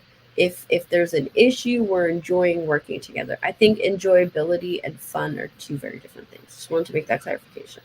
And duty and fun don't have to be polarizing opposites. You can have duty and still have fun. I think that's where, depending on who speaks to marriage, and you always say it's a duty it does sound like there is no fun in that. And there is fun. Fun and duty can work together. They can intertwine. You can't just, if you're having fun, it doesn't negate your duty. And if you're focused on your duty, it doesn't negate the fun. You can have both. And let me just say this. It's important to know that marriage is not for everybody. If you've tried it and you know it is just not your cup of tea, step away. It is just not, it's just not. I do believe not everybody is meant to be married. Okay, so let's just throw that out there. But people who don't want marriage should mingle together. I disagree with that. I think that everybody doesn't have the tools to be married, but if they had them, they all could be married potentially, or most people. But people just don't want to. Well, mistaken, I will agree with you about duty and fun, because whenever I say it's my duty to please that booty, that sounds like a lot of good stuff and a lot of good fun. I get duty and fun at the same time. Sounds great. That's what Inaz was just talking about. If you get duty, you are really in the booty. You need to move up a little bit. Wrong hole. Okay, so listen. It was a joke, y'all. It's late. It's a Friday night. Get over yourselves. It was just like a little fun joke. You went in the wrong direction. He said duty. You said up. You got to move down. Move down. No, I said you got to move up, because isn't it up? Well, it all depends on the position. If you're hitting it from the behind, it's up or down. But if you're hitting it from missionary, that's a different way. So you got to understand these nuances. You know what I'm saying? Duty. You know what I'm saying? We're not talking about duty. We're talking about duty. You know what I'm saying? Duty. All right. Video. Let's get video. So silly. A lot of handsome guys actually up the dating market, because what happens, right? When you become like at least a 7.5 or an 8, you'll start to have 4s, 5s, and 6s kind of chasing after you, right? So a lot of handsome guys will actually sleep with like these 4s, 5s, and 6s, but they will only date 7s and 8s, which is essentially what I'm saying. In some cases, I would say increase your standards overall. Like, stop sleeping with the 4s, 5s, and 6s. Like, leave those to like the guys who are on that level, and only deal with women of equal attractiveness or even higher if you can actually arrange that. If everybody just starts messing with their looks match on a consistent basis, that actually might help the dating market overall. Do you think looks match is a big deal? Do you think that that's what's messing up the dating market? The looks match? I think it plays a part. I do. I don't agree with what he's saying, but I Mark. Because I think he's talking about you. Did you see yourself? Did you feel like he was having a one-on-one conversation with you? I would say that with the fact that men and women are more vocal about the aesthetic things about a person, I think that it is a barrier to entry, because like y'all say all the time, like there's a girl that could be with a guy, but because the guy don't see her as aesthetically pleasing, then he don't be with her, right? And then vice versa. If a girl is like, well, I don't want him to be ugly, maybe if he's medium ugly, I might can swing this, and maybe he can make it up in other realms. I do think that since we're a more visual group of people now, and that we place a lot of stock on the things that we can see, I think it is a very strong case to be like, hey, listen, like, our physical preferences are causing issues in us, our ability to attain the things that we say that we want. So I observed a lot of black pill content when I was getting acclimated to some of the theories in the space, and that's really a black pill concept, that looks is overall the thing like that matter in dating, right? And for the people that subscribe to that, they have like charts where they'll say like nobody's a 10, everybody has something, nobody's perfect, right? So the highest you can get is a 9, and the men who are like 7 through 9 somehow date from 3 to 9, and now every woman looks at that 3 because they don't want to do less than what they were before. So they saying that it messes the dating market up because now she believes the option is at a 3 that she should be with somebody that's a 7 because she got piped by them a couple times, or she was able to have some one night stands. I think that can play a huge part in women. Like I've seen women who would say like, I wouldn't date him. He like, I would be settling if I dated him. And for all practical purposes, they look like a compatible couple. So I think that really can that really can do something. I don't think it totally messes it up, but I do think it obscures people's value sometimes as far as what they really have to bargain with in the dating market. I also think that cosmetic surgery, not just for women, but for men also, has really changed the game. Because, like, I think y'all remember some people had the ugly duckling syndrome, right? Either really bad acne issues as a kid, you know, you had fat kids, you had the short kid, and like they just went through this natural glow up, right? And so it gave people the opportunity to develop personality. Sure, some people were just, you know, beautiful their whole lives, men and women, right? Some of them had personality, some of them didn't. But unfortunately now, with the rise of cosmetic surgery, we see it with the BBL culture. We see these guys with hair plugs on their hairline and their beard. You see these height altering surgeries going on. I think it's changed the way people evaluate themselves physically and hasn't forced them to develop a personality. And so now you have a bunch of people who've quote unquote glowed up, who haven't gone through the same development process and are now ripping and running and terrorizing the streets out of vengeance for the way they were made to feel before they made these changes. And I think that's become really problematic. That's really changed how people look at a 4 or how people look at a 6, right? Where now people are saying that 6 isn't even average anymore. When 6 is right next to 5, that is like you are the girl next door who might have like dimples, right? Like you were unremarkable for the most part.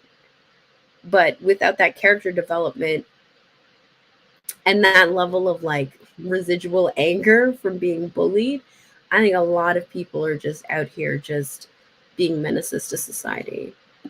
And it's sad because like I personally believe like if you met a girl who was like fat and then she became beautiful, that's probably the best woman you go find, because she knows what it's like to well, back in the day, right? They knew what it was like to be rejected. So they had more empathy for other people as opposed to somebody who just always had everything they want. But now I think that like the rage and the want for revenge is taking over some people. And yeah, that so with the plastic surgery, if you include that into that looks thing, so if everybody, let's just say everybody on the earth was born with the equal counterpart in some way, shape, or fashion, through makeup, through money, through plastic surgery, we've contorted that whole process. So you can't find your likely pair because you're not in where you're supposed to be. If everything, you're cheating. you are cheating. Yeah, But if everything has a divine destination. You know, it's so funny because Blaxicon brought up that looks is just for having sex. Okay, but I have a video, and these two questions are gonna tie in together. 2 videos tying in together. Okay, so I'm just gonna show it real fast. Y'all know I can't see, so I'll be having the if I choose the wrong one, I'm sorry because I can't see. It all started with my dad. He fell in love a lot. Then came us.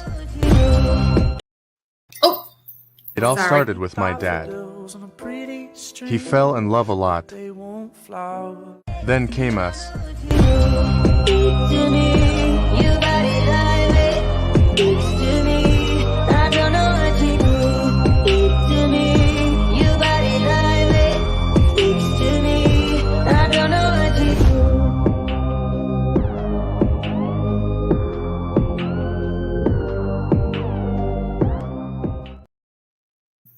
This man, all them kids, but they was all to me. This goes back to what we were talking about last week. Women who choose their mates and who they have kids with based off what them kids gonna look like, okay? Because we do know that pretty does, even with men, handsome has a privilege. And I don't think any of these kids missed out on their daddy's looks. Because I can't see this man. He's a handsome man, you know. But Jesus. And he seemed to be a good daddy. All know each other, seems like, right? It's amazing. I see that video too. And yeah, so I just want to say, remember my point about, I think that biology does this trick where if you are gonna just have one night stands or not be in a child's life, then it's easier to get a boy than it is a girl. I think that's proof. I just want to add that to a little list of okay, say it again. Say it again. Explain the theory for them real quick. Okay. You know it well.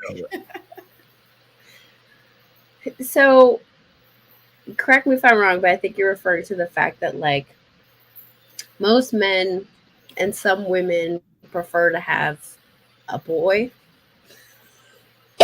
Excuse me. For two reasons. One, because most people are under the belief system that men carry the majority of the dominant genes. And so if the man is attractive, then the likelihood of the children being attractive is higher. I've stated that, like, I don't believe that because unfortunately that's not how biology works. However, there's the other reason. Yes, I believe it. Oh, jeez, I haven't seen it. I believe it. But that's not how. But I know it doesn't work. I'm just saying. That's a little glitch. So let me. I won't go down the rabbit hole. I'm gonna stick to. I think the other one too is the whole. You got to worry about one penis versus multiple penises. Is that what you were referring to? Oh, my theory. Marcus, your microphone. Tap it again. I was trying to. Can you hear me? Yes. I was trying to say how you get a girl versus how you get a boy, and I was saying that I think nature does this. Like if you because of the way the biology is set up, and we found this out too about the sperm cell. So this is the theory. This is not proven. Don't kill me because I don't have no science behind this. I believe that men who have one night stands and get her pregnant will usually have a boy, and men who only have, like, the woman only has sex with you when she is horny, gonna get a boy. But if you in a long-term relationship and you're having sex on a regular and you're gonna be there with the mother, you'll more than likely have a daughter. And I think nature does that to make sure that there's a man in the house to protect the daughters. And when and if you just have a random seed with the with someone, it turns out to be a boy because he is more inclined to survive. So judging by all the relationships that he broke up and had and ran all over the place, and he had all of these boys. And I think one girl. He probably was the girl mama. He probably was with that mama. That's what I'm trying to say. So we had a long conversation about this before. It is not proven. It's not proven. I'm just saying that. I mean, you got to give me my credit right there because I need the science behind that. I like one, that. Sir. It ain't no science. It's right here. It's Marcus. It'd be letting me know. Here go the science behind it. AP.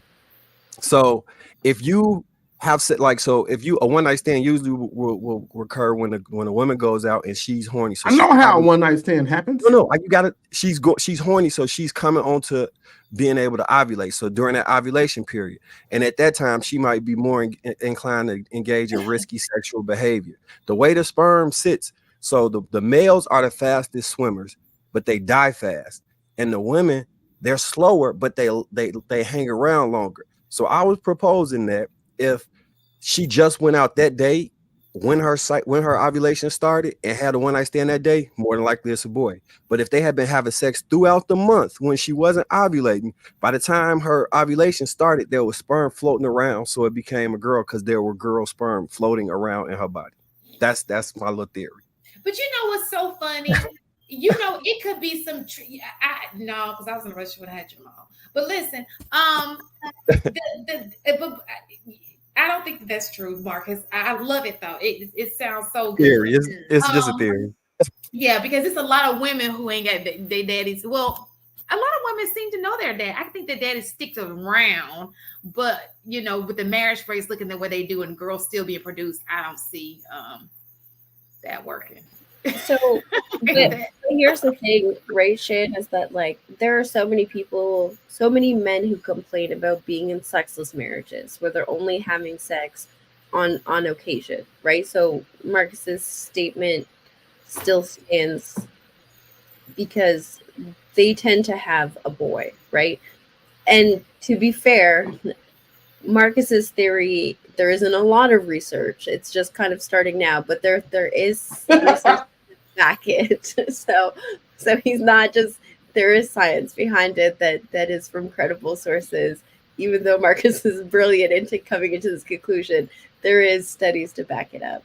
But I didn't want to talk to the video itself, right? Sometimes we look at these things as like people being shallow, right? Of like, oh, I just want cute kids. Oh, I just want, this and that. But the thing is, like, there is also the biological imperative to give your child the best outcome possible, right? Part of that is like pheromones, right? And so pheromones work where you're attracted to the opposite immune system to yours to give your offspring the best chance of survival, right? In terms of looks, there's also that biological imperative that with pretty privilege comes the likelihood of an easier life, right? So we are genetically programmed to want to procreate with the most attractive person that we can attain in order to allow our offspring to have the easiest life that we could possibly produce for them. That doesn't mean it's guaranteed. You're still playing the lottery, but the attempt is that the genetics are trying to stack the odds in the favor of, right?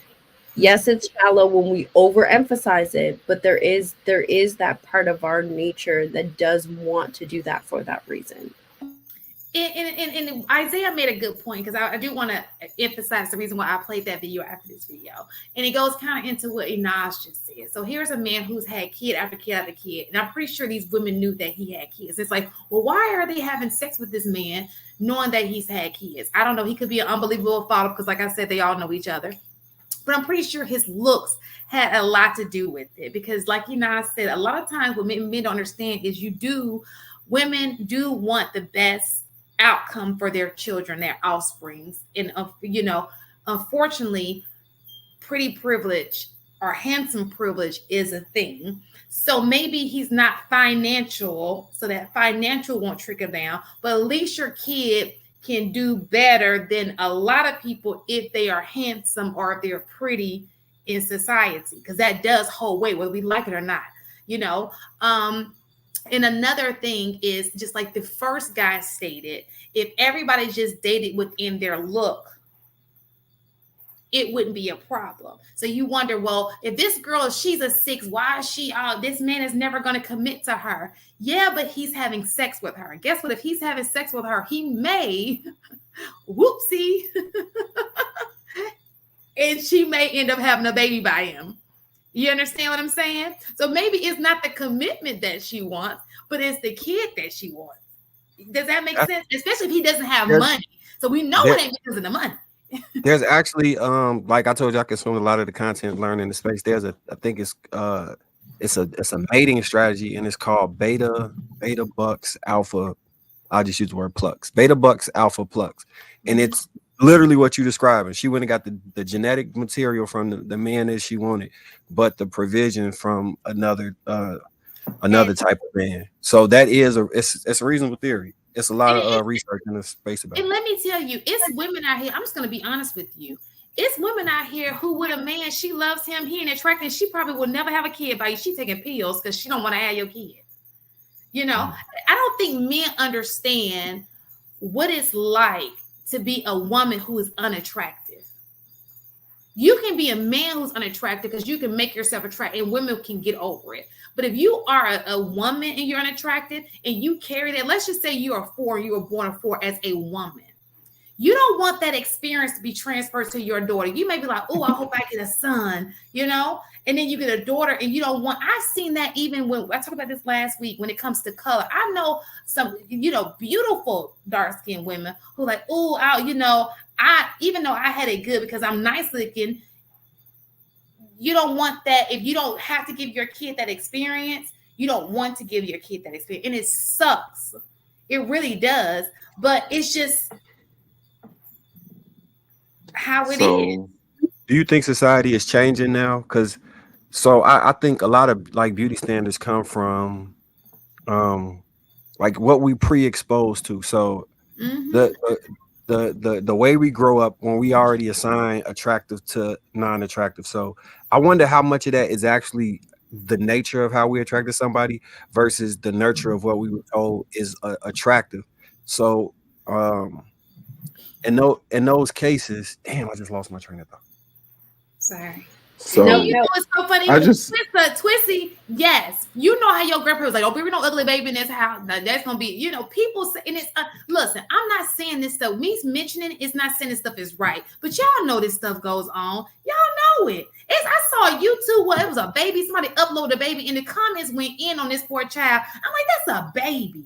Y'all got no type of tact to you to the point where it's like, this is an innocent soul, and they went in on the comments because the baby didn't match the beauty standards. Babies can be ugly. I remember. I agree. Question. So they pushing like right now. There's a real push to change the beauty standard to make sure Black women are represented more in what attractiveness is looking like. They also was pushing the body positivity thing. Do y'all think that any of those things have made a dent or leeway in the attractiveness scale that people perceive beauty to be in order to try and equalize the playing field some? Have there been any advancements? And do you think that it's working? And if it is working, how long do you think it would be before it becomes more common practice for some of the things that weren't traditionally labeled beautiful to move, you know, into the psyche of what people find attractive? Do y'all think it's working? I think that at some point it was. I think in the 90s, it was showing a good representation of Black beautiful women. Okay. Natural, even early 2000s. This, what they trying to do right now, I don't know what this is. I don't know what this is. I just want to say, I just saw a woman twerking on the stage with her booty out with a baby. I don't know what they're trying to do. I don't know. Like for me, and I guess I don't know, but looking at like, you know, we use a scale of beauty or standard of beauty, but I truly do believe that there is something attractive about people in general. Like just different, you could find something attractive in a person. Everybody. It was this girl when I was in college, and by I guess regular beauty standards in the face, I wouldn't say that she was like a 9 or whatever. She most people, if they just saw her, wouldn't, you know, but it was something about the way that she carried herself. I mean, she was always put together. She walked with such a confidence. I mean, it was just something about her that made her very pretty to me. Like she was very attractive. So I think she froze, but I agree with that. That is, you froze with your finger in your nose. It looked like it. Am I when you scratch your nose? I was scratching my nose. It was just something about her, and she would pull dudes. Like dudes were trying to get at her. But why were they trying to get at her? I think it was because of the way she carried herself. It was even I noticed it as a female. Even I noticed it. It was just like, dang, you know, and men, like guys were really attracted to her. She carried herself a certain way. She had a certain air about herself, and it made her attractive. So I do think that there are, when you are only looking at the physical aspect, you can easily be like, oh, that's a 3, that's a 4, you know, stuff like that. But I think personality can also play a part in the way that you look. I mean, at least for me, maybe as a woman, I don't know if it's different for men, but when I look at like the boyfriends that I had, you know, I had 3 boyfriends, well, count my husband, he was my 3rd boyfriend. So if I was to line all 3 of them up, they look completely different, one from the other. Yeah, but you're a woman. and that's what I'm trying to say. So that, I guess that's what I'm trying to ask. For men, does that change the, I guess a scale for a woman is if, like, you see she's like a 4 or 5, but like the woman that I described, where she had this air about herself, she you know, carried herself, great confidence, you know, she had a figure, you know, she wasn't, you know, overweight or anything like that. Does that change her on the look scale? You sometimes trying to ask yourself, will Trump hire me? So the first thing I want to say, he was on trial for not hiring somebody because of the way he looked. Y'all ain't seen that clip? The first thing I want to say, just to answer your question, Ms. Taken, not on first glance. Your first glance is your first glance. What we first see is what we first see. If we see a 4, you are a 4. Now, if we could take the time to get to know you, that 4 can, like, those attributes you mentioned can change you from a 4 to us. Now, I just want to go back to these videos just real quick. I'm going to make 3 quick points and I'm going to shut up. You 3 ladies are beautiful. I just want to go on record and say that. That is point number 1. Point number 2, I don't know if this stat is right or not, but I'm seeing more and more of this 20% of men are having 65% of the kids. And this video showed that. The last point I want to make. You 3 women are beautiful. And I will clip my mic. But there it is. That's maybe it, AP. You know, if listen, you just solved the whole point. It's like the men are not having kids because the woman don't want to have kids with you.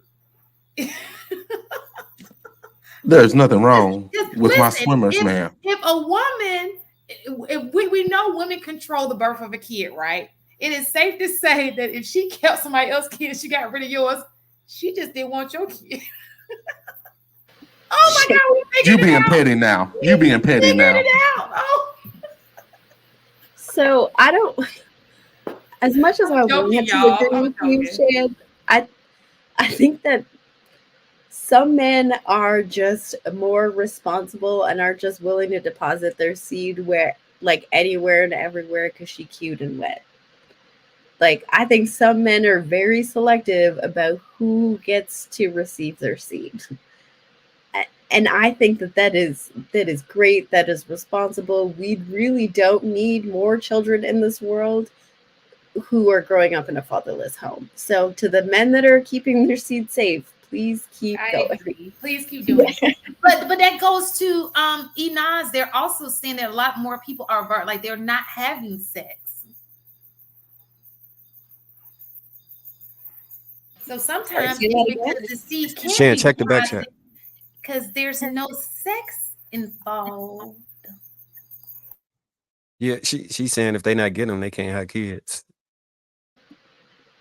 Yeah, so I can't remember the math on that, but there are less men not having sex and therefore not able to give kids than men having sex and choosing not to have children. Yeah, right. I struggle with, like, I wish I could be one of them dudes who didn't have to raise their kids, because I would love to be like Genghis Khan and have as many babies as I possibly humanly could. But I just can't bring myself to not raise my kids. If I just didn't have this in me, I'd be, man, I have so many kids, but I gotta raise them. I can't do it no other way. I would I'm love with you, Marcus. I would love to But see you this. have more options. You are 6'7", sir. That's like I know it was forced, but my grandfather had like 100 and something kids, like 100 or 200 kids. Like I was like, man, that lineage is crazy. If you look through that book, it's like 600 pages, and it's only a couple generations. So think about it this way, though. Let's hypothetically speaking, we have a woman. She's about a 3 or 4. She finds it 8, 9 who's willing to sleep with her. Okay. Let's just look at Drake. And so look at how his baby mama, her life just changed because she got Drake, who obviously did not want a relationship with her. I can only imagine if he's talking about the hot sauce thing. Maybe that was her. I don't know. And look how life has changed. So I mean, the world are looking at this situation like there's an opportunity. Meanwhile, they think they're too good for the men that they, should be with. What do y'all think? That absolutely happened. You said absolutely what? Absolutely happened. I think that's what a lot of the men are upset about. And not only that, it increases the amount of men they slept with, which also aggravates the men in the space. Yeah, that's absolutely happening. Yeah. Well, I definitely want to have kids one day. That'd be nice. It's gonna happen. It's gonna happen, HD. We'll see. You got kids tomorrow if you want it. How many kids you want? AD don't want. HD doesn't want the marriage. Are we? It's not that I don't want the marriage. It's that the honesty and the truth of the matter is, if I'm gonna do this a second time, it's got to make sense. It's got to be a no-brainer. Like, I'm not going into a relationship anymore off of just how I feel anymore. Like, I'm going to think through and understand, like, what have I learned? Like, what do I need? What do I want? And the truth of the matter is, most men don't figure it out until you've either been with enough women or you've been hurt enough and you understand, like, yo, it's not always as sweet as what you think, which is why men seem to latch on to duty more so than feeling, because honestly, at some point, he might not feel like wanting to do what he wants, what he should do for you, if he's not thinking about the duty portion of it. So, I think most men, well, I don't know about most, but I think a good large number of men, they take pride in being responsible for their family, taking care of their family. That's why a lot of brothers like AP or even me, I have no problem paying all the goddamn on bills.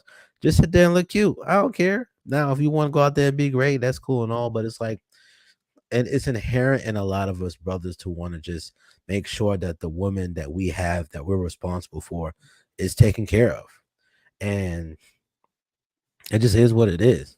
But as far as like in confines of the conversation that we're just having, as far as beauty, listen, you can get a lot of a man if you look good enough. If you taking care of that body and you're looking good and you're smelling good and you talk to us nice, you get a lot. You can get a house.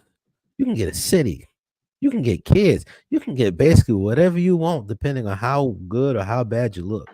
But I do think it is very there was a story about a girl. She was on the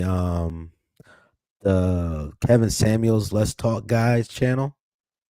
I can't remember his name, but there's a story that he was covering where this woman, she was a big girl her whole entire life, right? And she lost all this weight and she was married. So what happened was, when she lost the weight, she became supposedly way more attractive, and then she decided to cheat on her husband. And then she went, and basically everything just went out of whack. The guy she cheated with didn't want to be with her like that, and then she left her marriage and left her relationship. Everything was fine. Then she lost weight, got a bunch of attention, and she ain't never experienced that kind of attention before, and then she just went buck wild and jacked up her whole entire life just because she lost weight. I feel you And on that story, HD. Just I'm gonna let you finish. I just want to throw this out there. There's also a story where a dude left his wife because she lost weight. So I mean, there are yeah. There's She also didn't a look the same story of a dude to him. leaving his wife because he made money. oh yeah, a lot of Like, guys Like, leave when they- they make money. Like this They is be like, it's crazy. These folks is moving wild out here, bro. yeah. No, he the one I'm talking about, it was actually on the Lapeef Facebook page. Where she didn't look the same. He didn't marry, he wasn't attracted to thinner women, and she got healthy. And he divorced her. So I mean, this is wild, bro. Like people are funny. People are funny that way. I've heard men say that they wouldn't want a woman that was extremely attractive because it's just too much of a hassle. So maybe that was his thought process, especially if you're insecure and you feel like she's gonna leave you, because that seemed to be something people think like, oh, she's gonna leave. Yeah, if she became overly attractive, his what is it? His reliance on that this relationship will last because we both moderately look good. She messed that up, unfortunately. It's sad.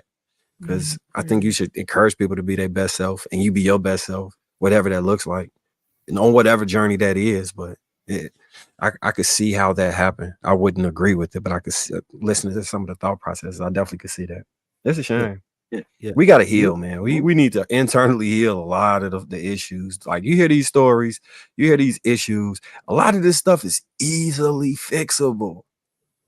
Like, the solution is easy. I don't know, implementation for some people might be hard, but the solution is very, very remedial. It's not really difficult as a concept, right? It's things we got to work through: trauma, negative self-image, all type of stuff. But if you could do that work, you'll be surprised how your life changes, because you can attract the things that you actually would enjoy at that point, and then you can really live.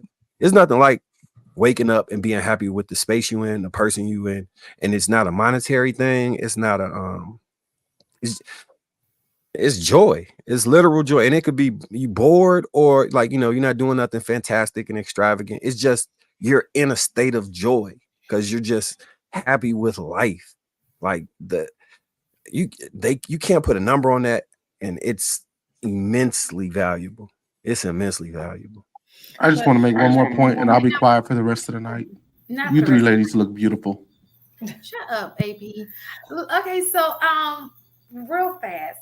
So I know we pointed. I'm just saying y'all don't have ugly girl problems. That's all I'm saying. Y'all don't have them ugly girl problems. Y'all all are three beautiful women that can get what you want from any man if you choose to go ahead and go get whatever it is that you want from any man. Just by saying, hey, baby. Y'all got it. Thank you, AP. So I have a question, because now we see the attractive part of it. So one of the things, I showed the social network to my students, because it's an entrepreneurship class, right? Not the raunchy parts. But one of the things that stood out to me was, like, Facebook was started because it started out as a Harvard thing, because, people wanted to date a man who was from Harvard. Okay. So, and one thing I do know is Ivy Leaguers usually like to mate with Ivy Leaguers. Okay. So I wonder if the way we look at attractiveness, as far as, us, we look at, okay, I want our kids to be attractive, it's pretty privileged. That's how some people look at, like, maybe if you're a brainiac, oh, I want to mate with another one, because that in itself is going to create a child who is, so you have people who mate with people who are just like them, whether it be Ivy League, or people who mate with beauty because they feel like, okay, that's a leg up, so I'll mate attractiveness because that'll be leg up. Same thing with athletes. You may have a person who's athletic, he wants to mate with another athlete because the chance of your child being athletic will be greater, because you feel like, okay, I got that gene, our kid, it may pass down to our kids. What do you guys think about that? Go ahead, Enos. So I think the way I feel about that is the same way that I feel about men having all of the dominant genes. That's not how genetic works, right? The level of intelligence isn't passed down because your parents just so happen to go Ivy League schools. It's just. I'm sorry. Do you see Robert comment? He said, What "I'm a mate with a prostitute because they get money. They get money, Gene." I'm sorry. I mean, a lot of genes I inside. mean, would you think that they'll get the whole gene? Oh, I think there's a whole gene. Y'all, you'll be amazed at that whoredom. It trickles. Well, I don't. Okay, so that's nurture, not nature. To my point, yeah, I think intelligence can be fostered, right? What happens with people who go to Ivy League schools is they typically tend to be more financially established, which means that they have the time, the money, and the resources to foster that in their children, right? They have time to teach their children things from a young age. They can afford to take longer times off of work to be able to spend with the child at home. They can afford a high-end nanny with a special, like, early childhood education degree. They can afford to do all of these things that instill intelligence in them. That does not mean that if you don't go to an Ivy League or couldn't afford to go to an Ivy League, right? Or life circumstances didn't allow you to go to an Ivy League, that you can't also have an intelligent child.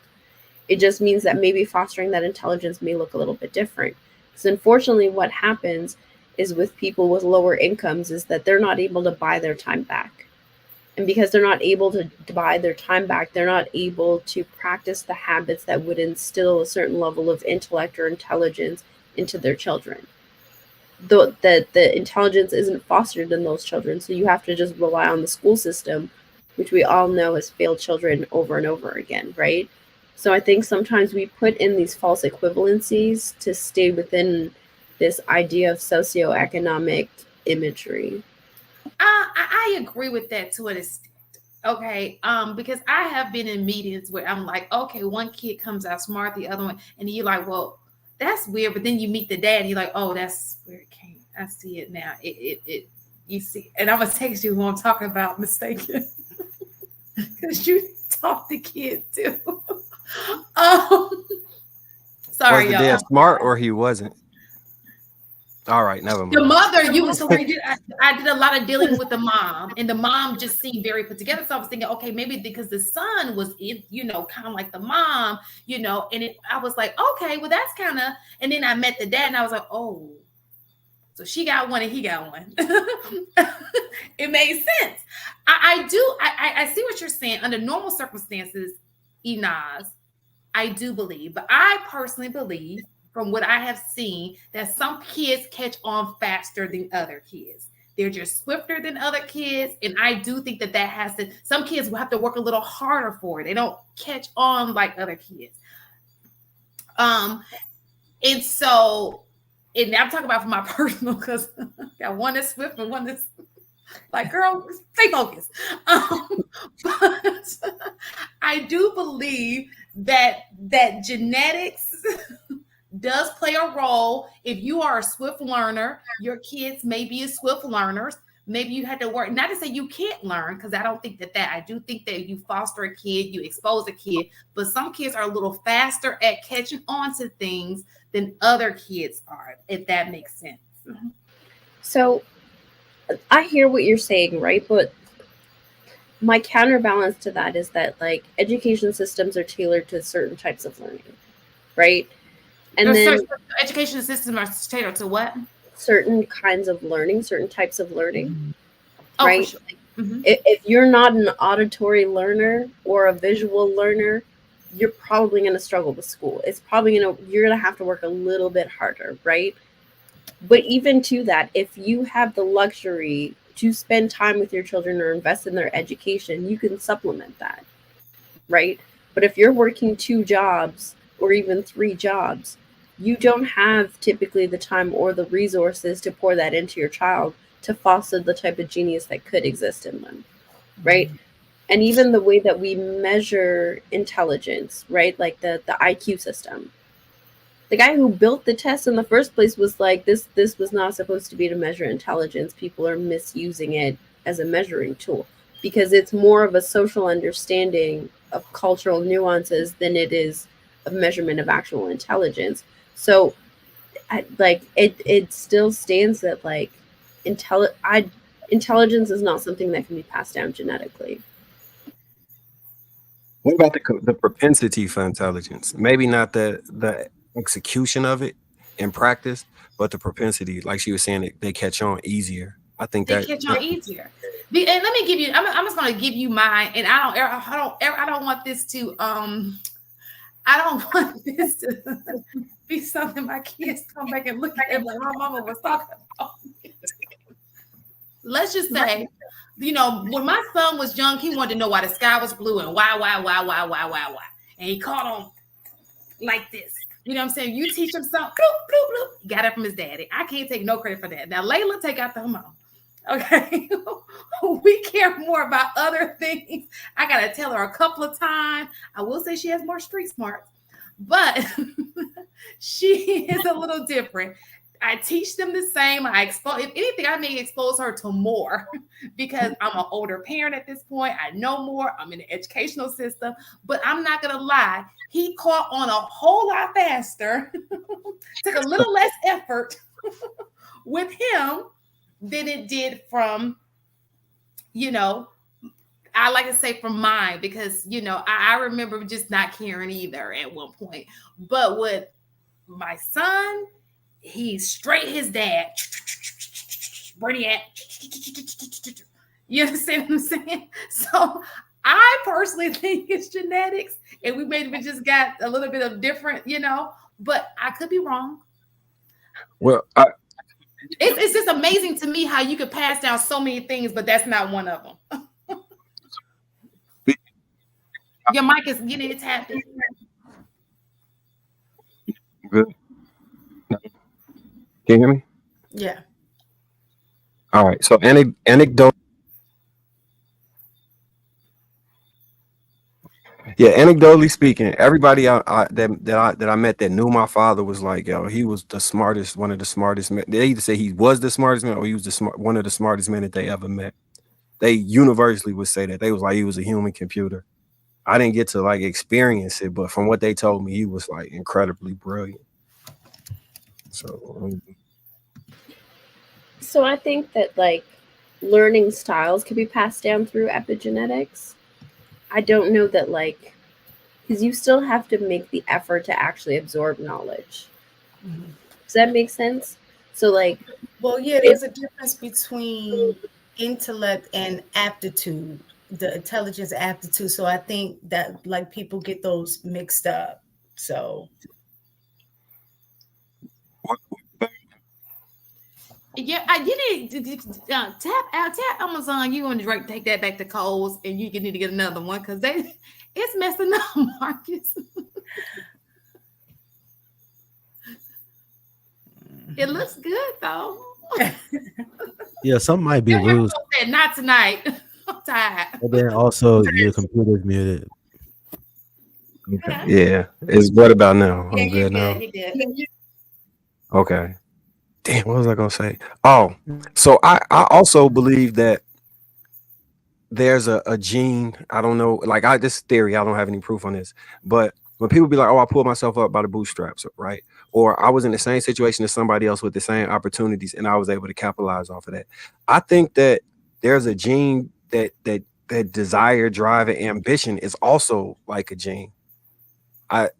Because similar things can happen and people can interpret them differently. Like my ability to take bad stuff and turn it into positives, I don't think that's solely just me doing it. I think that comes from someplace. I really do. Like reframing it and all of those things. Because like I never was taught how to do that. I never went to therapy or none of that stuff. But I don't know. I listen to my DNA, I guess. Like sometimes I feel like I just know stuff from that. Like it was in me already. Mm-hmm. It's just a theory though. I think that there's a lot of stuff that does get passed down genetically. like certain habits. You might not get a direct 1-to-1 ratio, but there are a number of people like that when they have like a reasonable amount of intelligence or, of knowledge or understanding, some of that stuff does transfer a little bit.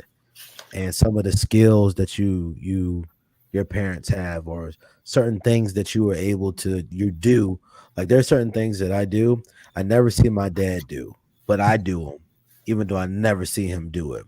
And I have a little bit more propensity to do hands-on stuff like maintenance or fixing doors or stuff like that. I have handy things. My dad does the same thing.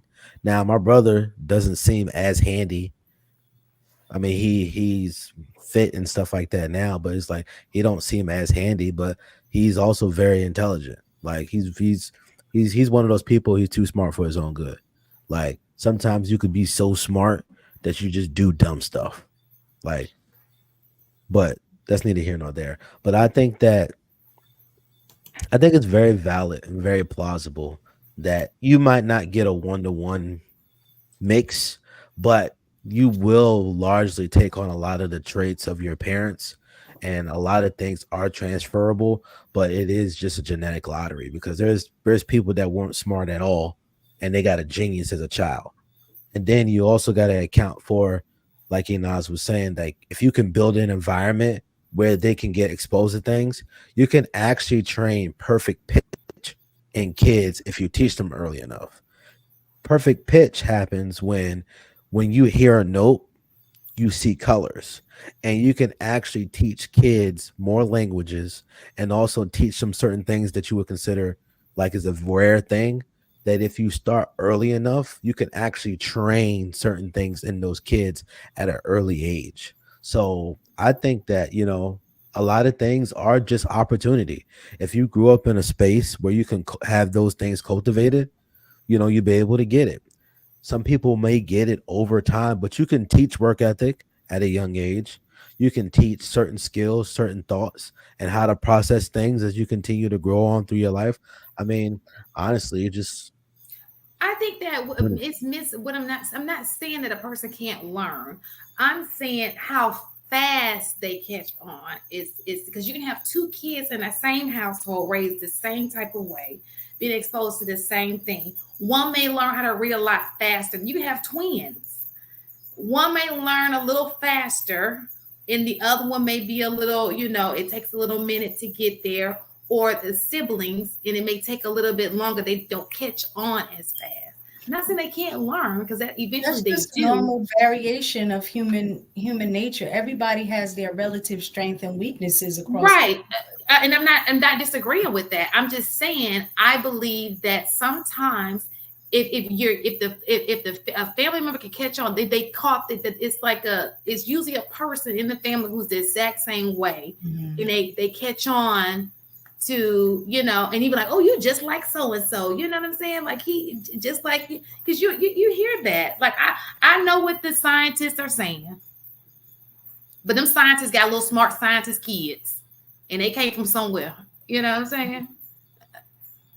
Well, it did say, like I had came across something that said that IQ is they haven't found a specific gene, but there is a strong correlation between that.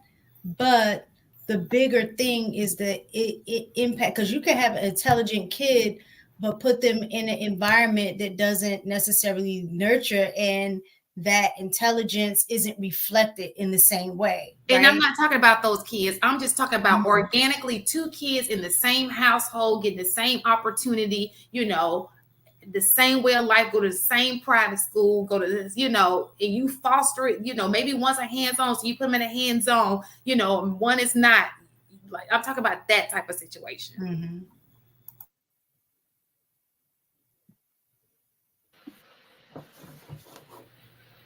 Okay, anybody else wanted to Yeah. So there's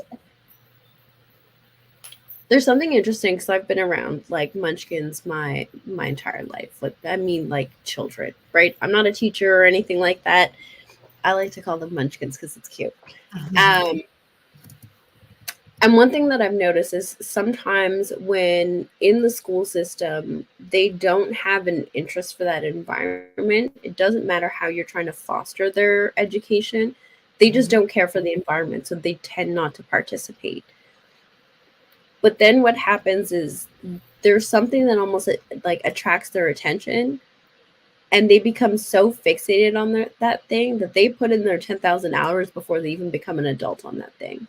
Right. And so sometimes when we're looking at how quickly a child can catch on, or how well they like assimilate into the schooling system, no matter how specialized they are or whatever, sometimes we look at that as markers of intelligence, when sometimes, and I'm sure as teachers, you know, that sometimes like some children are so intelligent that they're just bored in the school system. They're just unwilling to participate at all until something draws them in. Right. I knew this couple, they were like pretty average people, you know, they made a decent living, they were comfortable, whatever. They had a child who expressed like interest around like the 3rd grade in the sciences. And this kid, like, when I tell you, he was a total sponge, just sucked everything up. He became so advanced in that school system that they had to supplement his education. By the time he was in like 6th grade, he had a university tutor teaching him like 101 classes, because he was just so engulfed by the material that they just decided to keep feeding it to him. And he was doing pretty average on all the other subjects, but because this was like his thing, he was given the opportunity to foster that, and will probably be known as a genius because his parents had the opportunity to, right?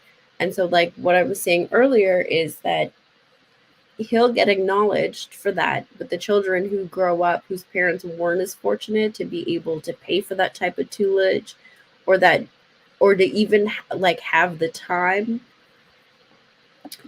or to even have pull up podcast, or to even have the time to notice that about their child, like they just go unnoticed. Real, like those children will never be recognized for their genius, right? And I'll say this, and this will be the last thing. So often when we talk about unintelligent people, we talk about people in the hood, right? And that irks me to no end, because unfortunately those are people who've been robbed of so many resources that like there's so much intelligence sitting there that's been untapped, unfostered, unacknowledged, that we just assume that these people are dumb, when really we've deterred them from school systems. The parents aren't around to pay attention to their interests or cater to their learning styles, or even just like acknowledge that that genius exists and put them in positions for that to grow, right? And so I really wish people would stop doing that. So I just want to make it clear, I'm not talking about people in the hood, because I don't live in the hood. I gave my experience. And again, I'm not saying that because I know my child can learn, and she will. What I'm saying is I noticed a difference in the pace, how fast, you know, it takes place. I think that all children, when fostered, can learn. I'm just talking about the ability to catch on real fast. Boom, boom, boom, boom. You know. I don't think she was talking about you. I think she was probably paralleling to a conversation we had a couple months ago. Where they were okay, talking about, people who don't have money shouldn't procreate. That's what you're talking about, right? You know. Yeah, I wasn't talking about your. I would never talk about your child. Oh, okay. Well, I'll talk about my own. No. Yeah, I'm not talking about that. I'm just saying I can tell in the difference in, you know, the swiftness, like the fast. Maybe I need to, you know, even let's just say between my sister and I'm okay to say my sister was faster. I mean, right now, I don't know. But, you know, it took me, I wanted to know different things. I was a little different than she was, okay? And so even with that, with my own kids, I just know that my son was a lot faster. Whereas my daughter, she getting it. It's just not as fast as him. You know, and I'm not saying she may be a genius. I'm not taking that away from her or any other kid. I'm just saying the pace, how swift. You know, just like you have kids who are a few months learning words, you know, 1 or 2 year olds learning words, and you some kids who can't even talk. That doesn't mean the kid who can't talk at 4 won't eventually get there. It just means it's just taking a little bit more time. And that's all I'm saying. Yeah, I was going to say, like, looking at, we were talking about before, like the difference between like aptitude and IQ. Like, when I look at both of my children, like my daughter, when she was homeschooled for a while, and then when she went to public school, she got skipped a grade, right? But my son, on the other hand, he just wasn't a school person. That wasn't his thing. However, where my daughter developed productive school skills, she knew how to do school very well, whereas he was just natural when he was drawn, like what Inaz was saying, drawn to specific things in school that he liked. So it would lead him to, like, he loved science when he was younger, anything science. So he reading about animals. He at one point wanted to be a marine biologist, like just things like that. Anything with science, anything with him being able to work with his hands, taking stuff apart, figuring things out. That was his thing. But both of them presented very differently in school. And so I think what happens is exactly what Inaz said. School isn't meant, it sounds terrible, but it's true. The education isn't set up as a system for you to reach your fullest potential, even though that's what we say. It's not. It's set up to condition kids to grow up to become workers, right? So I got to teach everybody the same thing so we can have a foundation of understanding that everybody knows, right? But being able to foster somebody's intelligence or things like that, it falls on the parents. I that's all I can say. Exactly. I falls agree. on the parents to do that. Yeah. Right. So as a parent, I'm not even thinking about education because I don't even put that in the form of education. I'm saying as a parent, the work that I have to put in one child was not, it's more work to put in one child than it is the other child. The other child was just grasping, like, it has nothing to do with the teachers. It has everything to do with me understanding how my kids. Now, one person brought in street smart and book smart. I will say my daughter is street smart. She probably got that down. I mean, she young, but baby, it's like you can. And the other one, he's book smart. You know, I'm like, do you got a girlfriend that I can call to make sure you straight up there, like, you know, watching out for you? But they're totally different. And I would think that goes into the learning style. I think street smart people are more hands-on people. They learn by experience. They catch on to it like, oh, won't do that again. Boom, boom, boom, boom. Book smart people are more like, okay, I've taught this. This is how it is. You know, I can read stuff. I comprehend very well. This is this, and this. And that's the difference between, because you show her something, she gonna be like, she look at everything you do. Whereas him, he wanted to know more of, you know, well, why? He always asked the question, why? It was to the point where I don't know why. I don't know why. It was just a very different learning experience. And I'm talking about not in a classroom. It ended up being in a classroom, but from me as a parent watching my kids learn. So I can't blame it on the school system because I'm talking about me at home, how I'm teaching my kids to get ready for school. But I will agree with you. You're right. And it's unfortunate that kids who are not in fortunate situations, who, you know, education, it doesn't serve them right. If their school is failing them, it won't foster a good educational environment, especially if it's keeping them stagnant, and they're probably here. They should be here, but unfortunately those resources aren't there for them to make sure that they are where they need to be. So I get that. That's one of the major benefits of homeschooling, because you can tailor make the education. Like, what is individual learning plans? They're supposed to be tailor made, but that's not what it turns into. I remember when I was in high school. Well, I was in 8th grade, and I heard about behavior disorder classes, and I wanted to go to the behavior disorder class because they got You to play wanted to Crash. go there? They got to play Crash Bandicoot. They got A's. You didn't have to do no work for the most part because it was just a waiting room until they was old enough to graduate. And everybody in there would end up getting locked up or killed for the most part. A couple of them worked in construction, but for the most part, everybody fell into the streets. Faded. It's the reality of what happened. That's how they Most of them was from the VF. And they had Crash Bandicoot. They got to watch movies. When I heard about that, I was like, damn, how I get in that class? They was doing everything back in the day. They had the VH, because I'm old. They had VHS tapes they used to roll out on a little cart. And they had that cart in there in the back of the room. They had the Crash Bandicoot. They was kicking it. But I didn't get put in the class. Little podcast. Thank you for joining us. Did you want to add on to anything? I don't think I'm smart enough for this conversation. You said is it genetics? Maybe. I mean, you said book smart, you said street smart, but then you just got dumb smart, and I think that's kind of where I fall in, at dumb smart. Like, now, I mean, I got 2 kids, and I didn't care about them enough to care about their education. I'm just playing. Somebody's gonna clip that and make it just horrible. Absolutely, make me go viral. I need $5. Don't do that. I won't even let you go down like that. Viral is $5.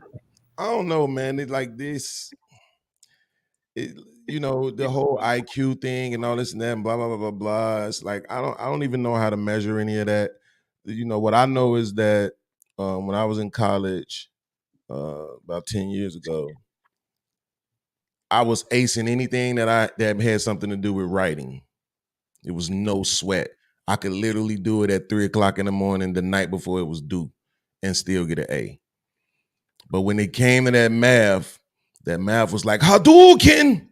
How are you, Ken? They say that's the different side of the brain, right? The math is like the left side, and the language arts is the right side.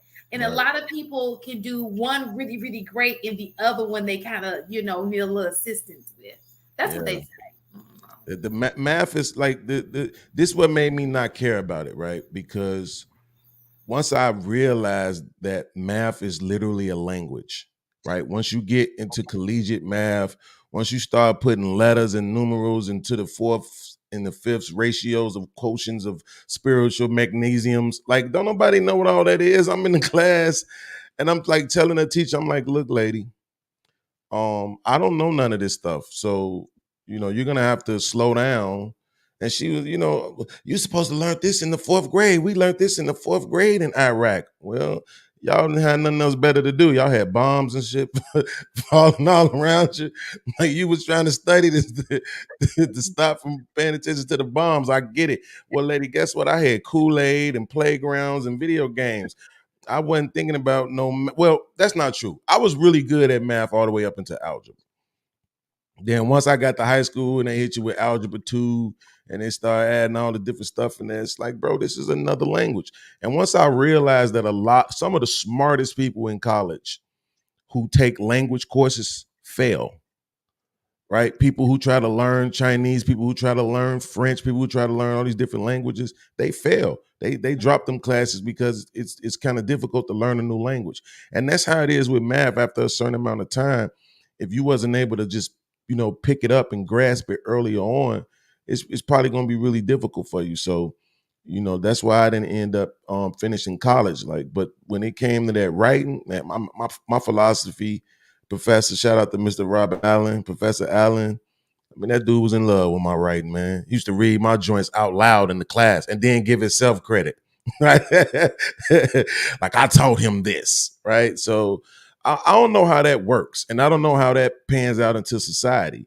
You know what I'm saying? I don't know if the wealthiest people are good in math or good at the arts. I don't know how that works. But I'm a man and I date women. So I don't care about that really. Like my woman could be dumb as a rocks, then I'm still gonna love her. You know. I don't know. Not dumb as Why a you rock. doing? Not a dumb as a rock. Yeah, that's a little too dumb. But look, check this out. Just FYI, people in the chat, if you have a child who's struggling at math, one thing that can help math is homework. You have to do math every single night. You have to. You cannot skip on that homework, because if you do it, when you learn it and you do it that night, you remember for the next day. If you do it that night, you remember it's when you skip the homework. Like math is the one subject you cannot not have homework. You have to have homework in math. You have to. So I just wanted to throw that out there as a former interrelated math teacher. And if you're in college, I would say, if you get to pick your classes and stuff in college. That's the good thing about college. So I would say if you're Black and you're in college and you have to take math courses, try to find the Black professors. Seriously though, because you don't want to, if you're already struggling with it, you don't want to get hindered by language barriers. Right, that was one of the things I had an issue with. This lady was from the Middle East, and she up there. We picked the 3, the 40, it. I'm like, bro, it's already hard for me to deal with the math. Then I got to deal with your language barrier too. I wrote like a 7-page, I don't know what you call it, a dissertation or something. Like I wrote like a long 7-page letter that ended up at the dean of students. It went through a lot of hands, and it ended up at the dean of students because I was complaining. Like, look, we don't know that. It's the reason why we in math 99. It's not even a college course, right? Like we in math 99 because we don't know this math. So you can't stand in here and condescend us for not knowing it when literally our ignorance is perpetuating your check. Well, so shut up and the problem with that is, unfortunately, when you're on a college level, most colleges hire PhDs or EDDs, and a lot of us don't go to school to get a PhD in EDD in mathematics. So they're going to give it to the person who does, because that ties into accreditation. Hold on. How many professors you have that have a higher education ties into that. I know what a PhD is, but I thought EDD was like erectile dysfunction dudes. Shut up. A doctor of education. I'm done with this whole. Nah, I wanted to say something. It was something y'all was saying earlier that I wanted to respond to as well. I can't remember what it was. I think I'm gonna go back and look. It was something that was said. I was like, oh no, that's I don't agree with that. It had something. I'm gonna go back and look at it though. Go ahead. Yeah. But yeah, that's all I wanted to say. It just ties in being accredited, the accreditation. Do you believe in tenure? No. Yeah. I mean, whether I believe in it or not, is. But I'm asking your opinion. Like, do you think tenure is fair to students? So what's your problem with it? What's your issue? So a lot of people, I think, need to quit teaching. Like some people, they become comfortable and they don't want to change right. So in order for you to quit, so even if you wanted people to quit, you have to replace them. So even with education, one of the issues is who's going to replace them. A lot of people don't look at it as being a something that they want to go into. Does that make sense?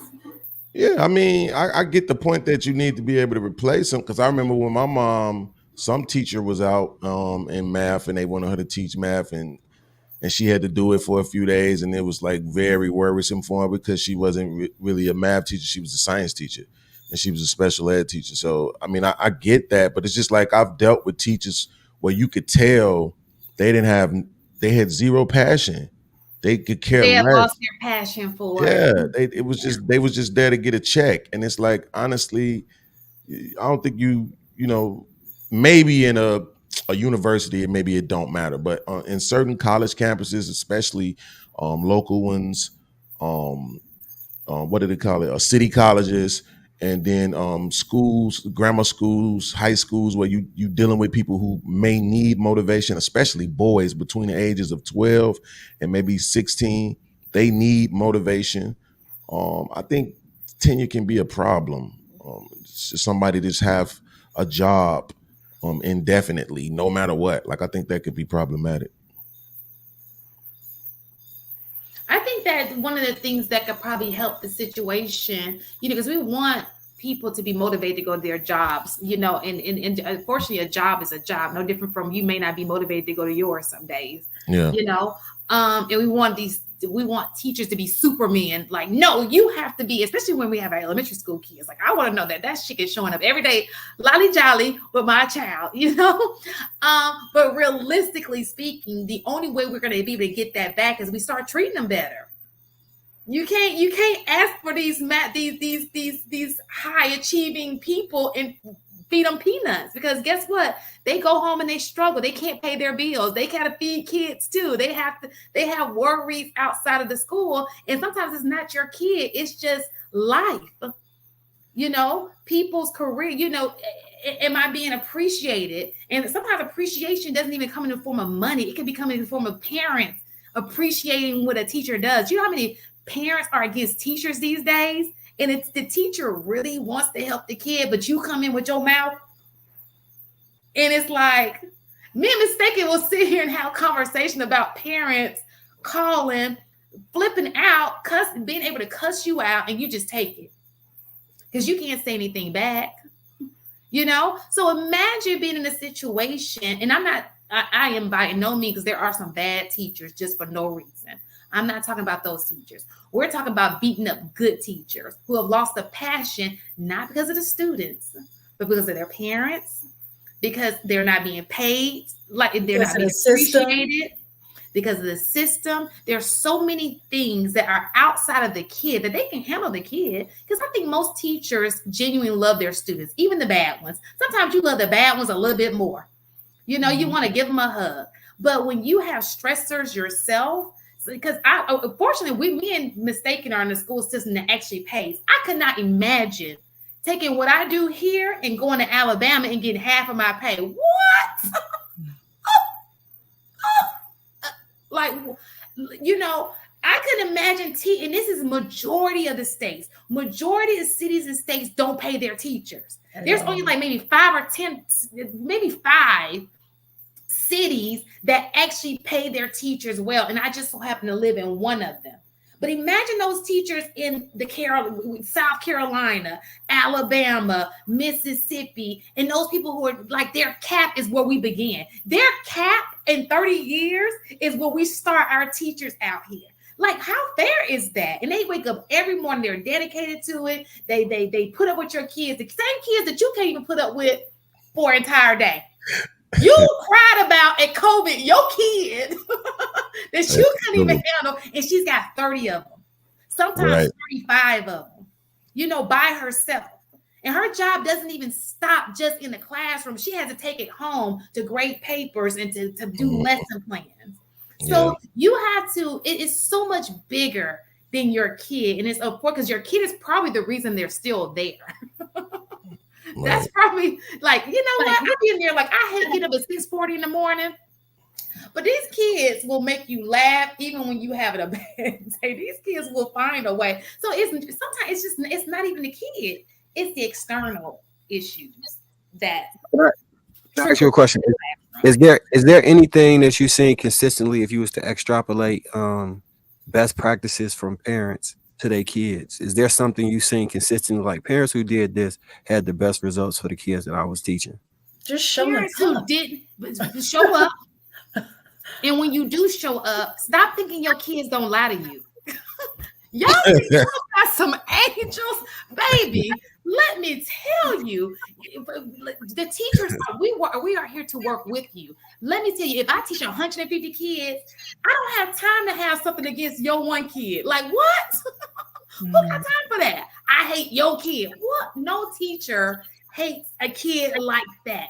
Now, you can come in with your mouth like, y'all got something against my kid. Let me tell you, I had a parent who cussed me out because I called her to tell her kid has had a numerous amount of absences, and she felt like it was my fault that her kid was not walking into the building to come to class. And she felt the need to tell me she was going to F me up. Who, me? Baby. Well, I had a teacher in 3rd grade who told me I was a big fish in a small pond and I wasn't never going to amount to nothing. Who told you? See, this is the thing. Those teachers need to be fired, but those teachers are not the majority. Because you had one teacher who told you that, but you probably didn't hear. Out of all the teachers you come across, you heard one teacher who told you that, and that's the one teacher who he's talking about who needs to get up out of there. She has to go. So there are bad, just like any company, there are bad employees with any company, and those are the ones we need to find and get rid of. Absolutely, I don't want my child to be a part of that, and I wouldn't want your children to be a part of that. We're talking about the good ones. They're still getting beat up because we keep punishing them for, I don't know what y'all got going on at home. Well, Marcus, you had asked about the parents. Now, I can definitely say you can see studies like that basically says parents who are involved, that it increases students' overall success, not just in school. Involved in a positive way, though, mistaken. Right. No, so what I was saying is that the thing is when you have parents that are totally not involved, then that means that student either has to connect with a teacher that they really like, that would keep them involved. So that's why it's big on, like, for us to establish relationships with the students, because sometimes we are the only ones that are around to encourage them to get on their behinds about slacking, because we see their potential in, like, you're just wasting it, stuff like that. But even if I know parents have a hard time in terms of understanding how to show up, because school has changed a lot in terms of technology and things like that. But if you just show up in terms of, okay, it's parent-teacher conference, I'm going to show up because I do want to see, what's going on. What can I do? I may not know how to do this math. I may not, but what? Oh, that's how they're delivering the homework. All right. So now I know this is the lane that I can stay in to assist my child. Because what it is about the child knowing that there's going to be some checks and balances. Yeah. And, like my grandmother only had an 8th grade education, but my dad and his siblings, like, they knew how things were ran. Like, that homework better be done. She didn't know how to read, but let your teacher call me. You know what I'm saying? Oh, where's your homework? Let me, I don't know how to do it, but I know you should have homework. So just that will help increase a student's, success. So just when I say just show up, I'm literally meaning let the kids see you. I'm going to be there. I'm going to be checking with your teachers. I'm going to be doing these things. So. And let me just say something else too, real fast, and I'll let you go, Inaz. Stop enabling your kids. That whole thing, like, okay, with missing assignments. Well, can my kid make it up? How about let's persuade it? Let's try to teach our kids to turn stuff in on time, deadlines, because these kids are not gonna know what deadlines mean because we give them opportunity after opportunity. We want it more than they do. Well, did y'all want you to pass? How in Atlanta public schools they have a rule now that you cannot give the students a 0 if they do not turn in their homework. The lowest grade that you can give them is a 50. So they get something. Even if they did not, if they did 0, if they did not do the homework, turn it in, whatever. The lowest grade you can give them is a 50. Shout out to Atlanta. And then you wonder why something I like about Atlanta. But it teaches them. But what it does is it teaches you can get something for nothing. Mm-hmm. And what are you really learning in this situation? Absolutely nothing. There's no mastery there. So your kid is just being pushed along to get out of the system, and they're not learning anything. And when you give a kid too many passes, they're gonna be like, they catch on to how it's going. Like, look, I ain't gotta learn nothing. I'm just gonna get up out of here. And what is that doing? That's not what you want. I'm sure that's not what you want as a parent. Payola. I'm sorry. No, you're fine. So I agree with that. Of like the no kid left behind is really detrimental, right? Correct. And I don't think people are really going to catch on to that until, you know, a lot of these kids get into the workforce, right? What I will say is, like, I hear what y'all are saying, and I think because you guys are really great educators and are probably surrounded by like-minded individuals, is what the advice you're giving makes sense, right? Because when Marcus gave his example of, you know, the incident of what his teacher said to him, I can tell you right now, I went to a predominantly white high school. And the amount of subtle and not so subtle racism that I had to deal with from multiple teachers in that school. And then because my father was very involved in my education, those parent-teacher conferences were not reflective of what was going on in the classroom. I've had teachers lie to my father's face, and he took their side because, you know, why would the teacher lie on you? Mm-hmm. And so that was a fight that him and I had to have, because I did enjoy the education system, right? So, like, I think it needs to be taken with a grain of salt, right? Mm-hmm. There needs to be some sort of balance between taking in what the teacher says as well as knowing your child. Now, if you're denial about your child, is a whole different story.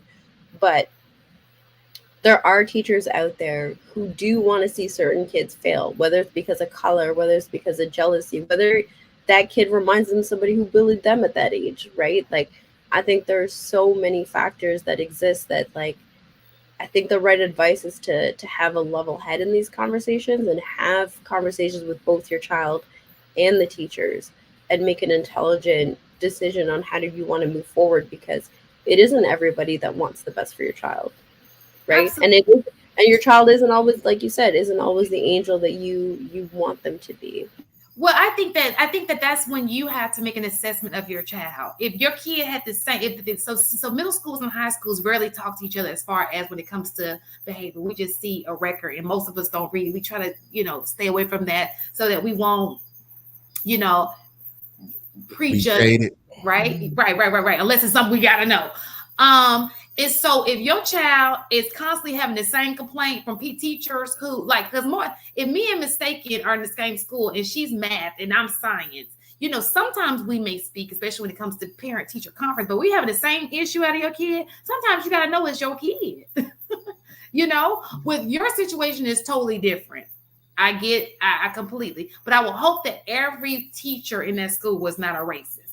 And if it was, then you should probably just take it out of that school. But you know what? Because everybody don't want us there. You feel me? We gotta know when we ain't want it. And so when it comes to situations other than your experience, Enos, because I think your education, I mean, you're a very educated young lady, so they did you well as far as the education part. Horrible experience, but the education seems to be on point.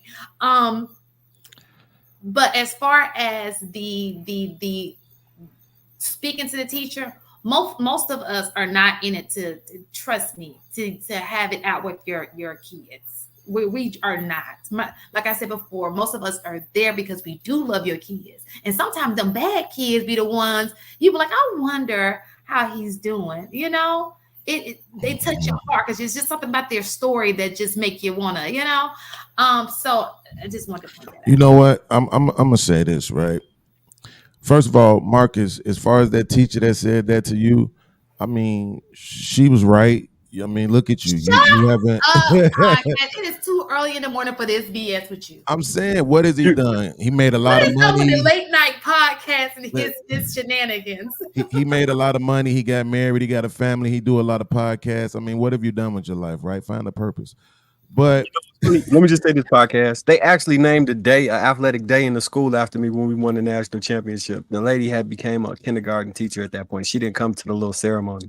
But I was hoping to see her. I pulled up in the Benz and was looking for her. Like, oh, dang. You know what? Let me tell you this. Oh, I'm glad you said that because my son had the same situation.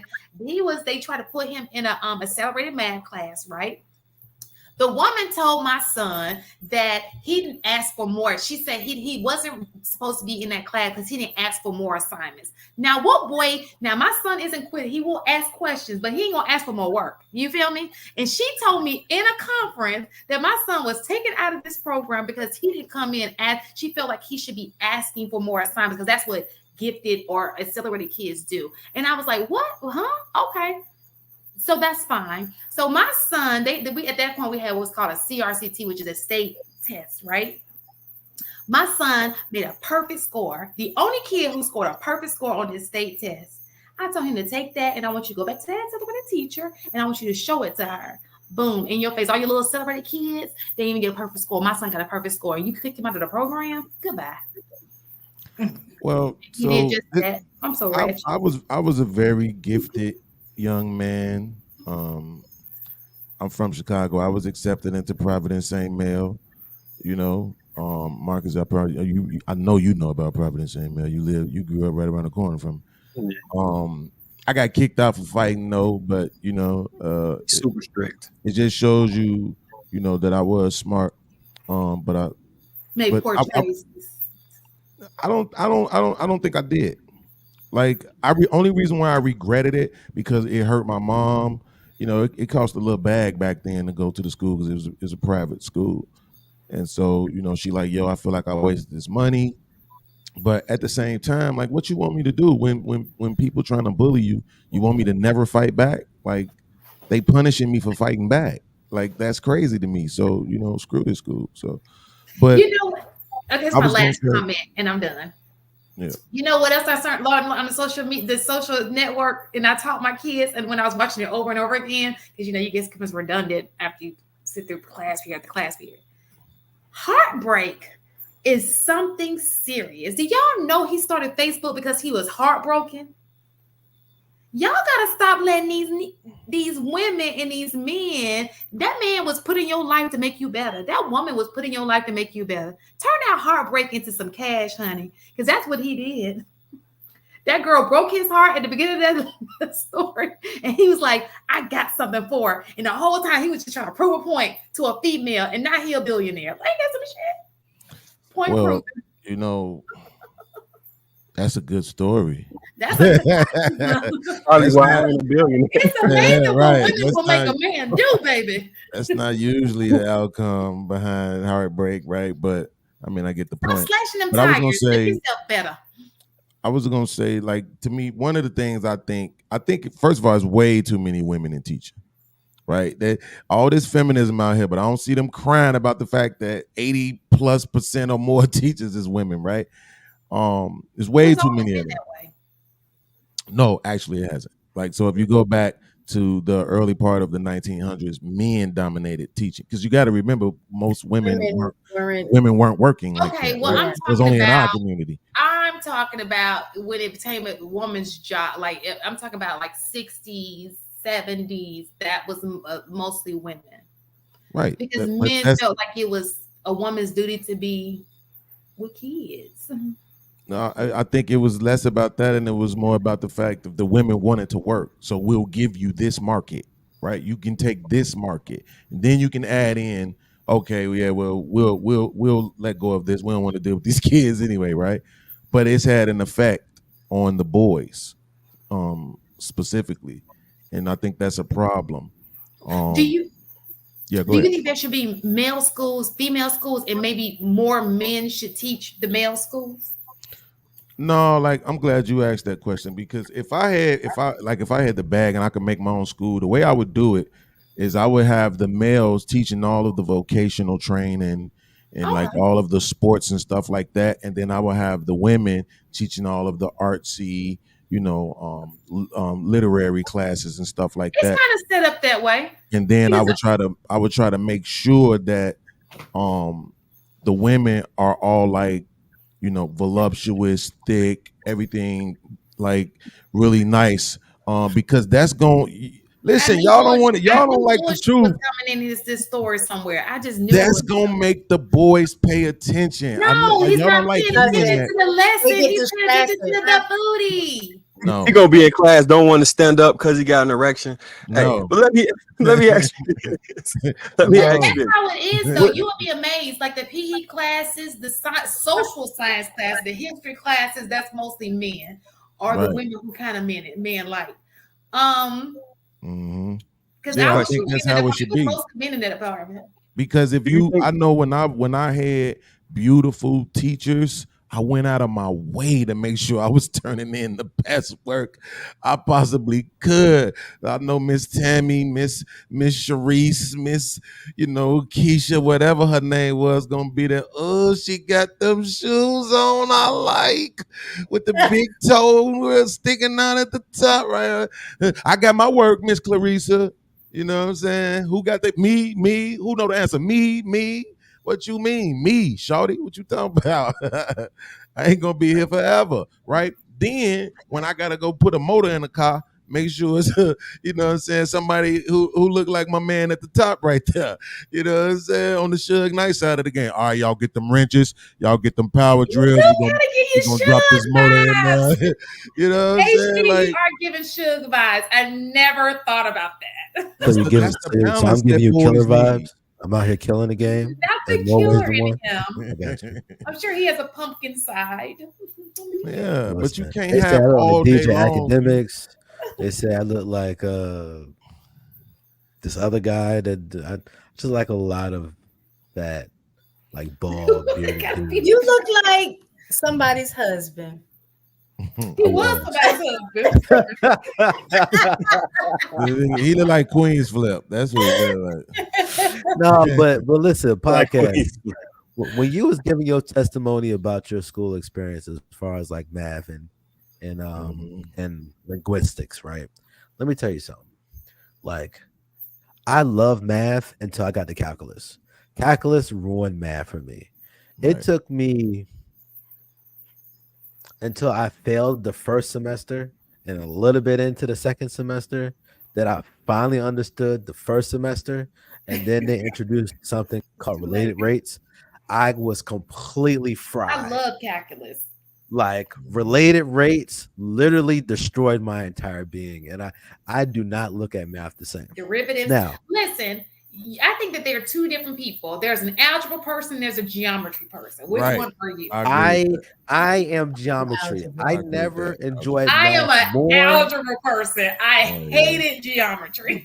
See? And you know why you probably hate geometry? Because you hate rules. You hate being told what to do. Hey, man, just do this and go on about your business. Geometry, trigonometry. Hey, this is a situation. This is what you do. This is what you see. This is what you do. You ain't got to guess. It's right there.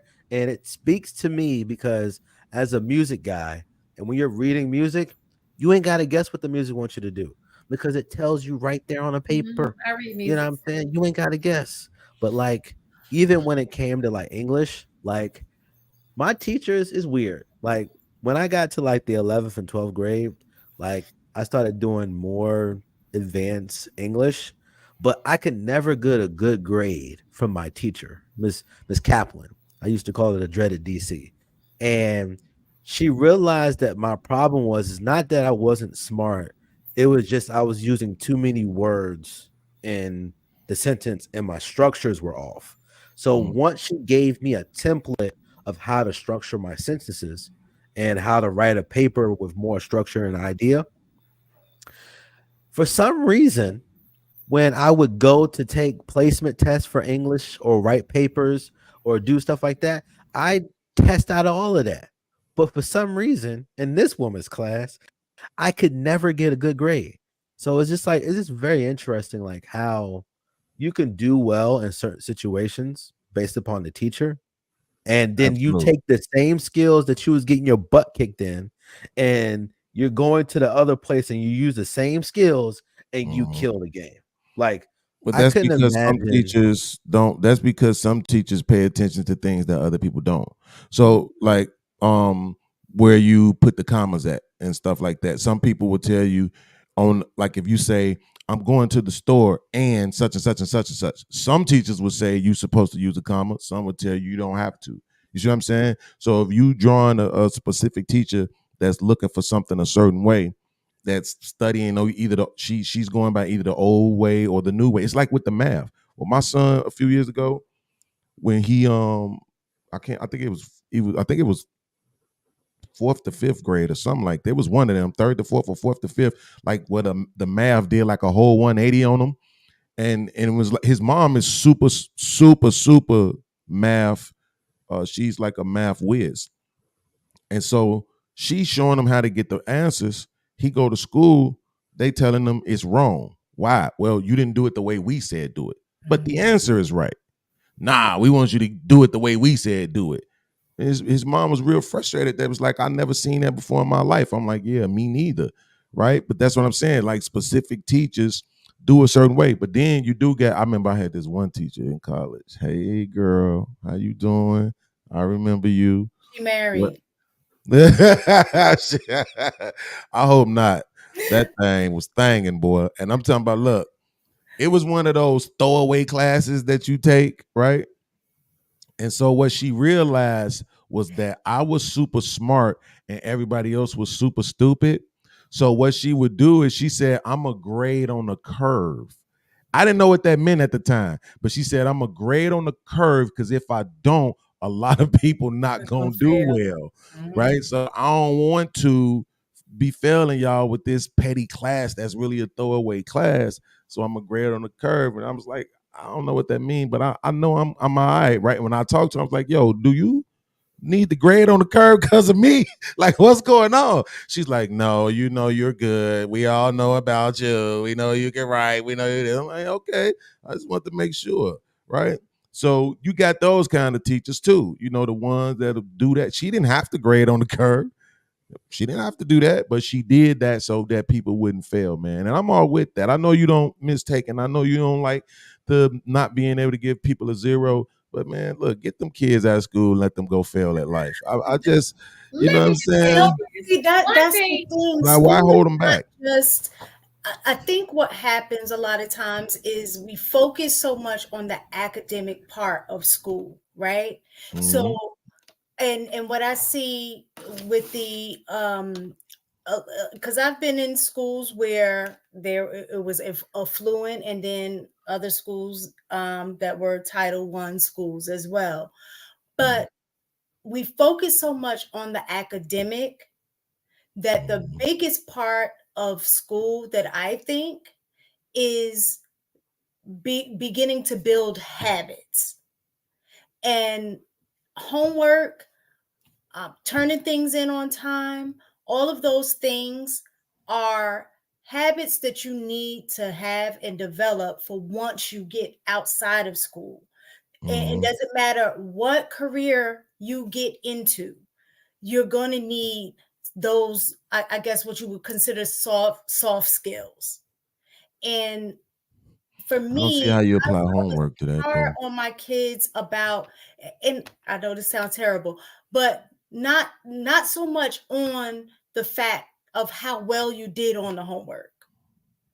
For me, my focus was on, did you attempt to do it and bring it in? Mm-hmm. Because once you bring it in, I'm gonna go over it anyway. You know what I'm saying? Mm-hmm. Because it was important to me to make sure that I wasn't just giving homework to give homework for the sake of homework. Mm-hmm. You know what I'm saying? So I mean, is it possible for you to maybe look at it like a form of reparations? Like, you know, we're just gonna let you kids pass because we know what we did to y'all in this country. Little podcast. What I ended up doing in regards to homework itself, homework ended up becoming optional. Absolutely, I think that's a good thing. So for me, it was, if you show mastery on like the quizzes and stuff that we did in class, and you understood it, and you opted to not do your homework, cool. When we take that test, whatever grade you got on that test, I'm filling all of those homework zeros in with the grade that you got on the test, right? So for me, because my concern was the mastery, not necessarily all of the other stuff. But if you didn't practice and do the homework and you got a 30 on that test, then that lets me know that you did not understand the work, you did not do it, and the only way you're gonna bring this grade up is you have to go back and do that homework. But is that your fault if they didn't understand? If they didn't understand the work, and they spent hours in your class, is it that kind of your fault that they didn't understand the work? It all depends. If majority of the students passed and you didn't, that's a you thing. Okay. Because what you should have done is if it's something that you did not understand and get, you should have came to me. If you didn't, and you're not doing your homework, the only thing that I can do is wait until you take the test. Right. So at that point is on you're not giving me nothing to judge your mastery off of. Yeah. You're not turning anything in. I have nothing to base it off of. So this is a great conversation. And for some strange reason, every time a podcast brings his little butt up here, we start talking about education. I remember this happening like last year. Yep, it sure did. Around this time. For whatever reason. Anyway, it is 2:00. Look at that. It is. It's 2:00.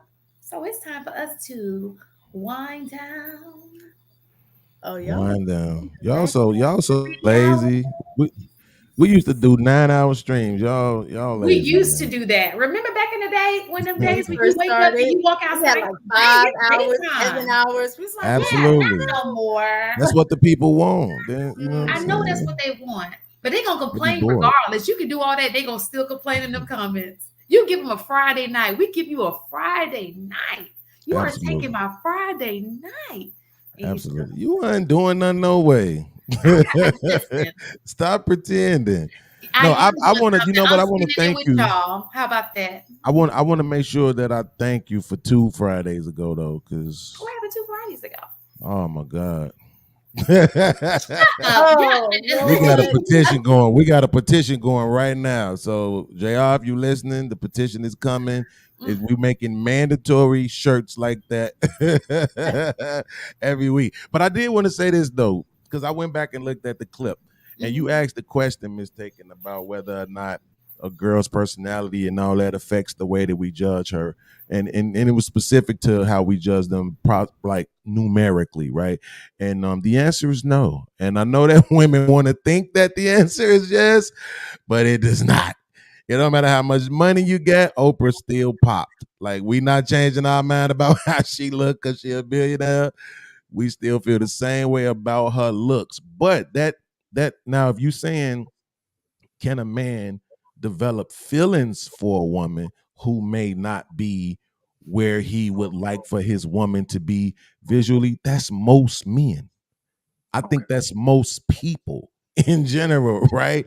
So that's what I've had to tell my nieces, a lot of girls that I know, like, stop feeling like you settling. Like, you just don't know. You getting settled for too. I know you think you a baddie and everything about you is perfect, but you getting settled for it too. You know that corn on your pinky toe? Yeah, he don't like that. He's settling for you. Okay, like, stop thinking that you're the only one settling for somebody. We all settling for somebody. But I think that what I don't want you to settle for is how you're feeling in the situation. I think when we talk about superficial things, we can say, okay, they're settling, but you never want to be in a situation that's uncomfortable. When I say uncomfortable, meaning not because they're doing anything to you, you just don't want to be there. Because the worst thing is to be with somebody you don't want to be with, and they be with you, because you're gonna feel that every day. But that's what women do all the time. But it's not right. That's why the divorce breaks. So it's not right. It's not fair to him. Well, that's the reason why y'all file most of the divorces. Huh? If you make a choice on whoever you choose to be with, isn't that settling, period? Once you make your mind, not all the time, but for most people, yeah. No, not all the time. But like, okay, I could just be honest, right? When I look at Shan now, I feel like what she looked like when she was 20 was probably what I would have wanted head to toe in a woman. But that's because I was, at that age, I was like really fixated on light skin, right? The light skin and the bad hair, right? So I was really fixated on that. I'm the darkest chick on this panel. Yeah, that don't make you not light skinned. Like you still light skinned. Like when your light bulb was just flickering, we couldn't even see you no more. Like you was blending in with the light bulb, right? But so at that point, like let's say I get her, then I'm not settling. You see what I'm saying? Because now she might end up showing me things in her behavior. She can't cook, her feet stink. It's probably some things that come up after I get to know her that changes that. But visually, it might be exactly what I'm looking for. I think most of the time we not getting that. We like you know what I started realizing, mistaken, and this was damaging my relationships. I started realizing that I was like emotionally and psychologically juxtaposing my relationships to the Cosby Show. How am I doing that? I ain't no doctor. I'm not with no lawyer. We don't have no brownstone in New York. We in the projects, but I'm sitting here expecting for my woman to be Felicia Rashad, to be Claire Huxtable, and I'm not nowhere near Cliff. You see what I'm saying? So we have these ideas in our head of what we want visually, what we think our life is supposed to look like. And I think most of the time, the person that we with, they don't look anything like that.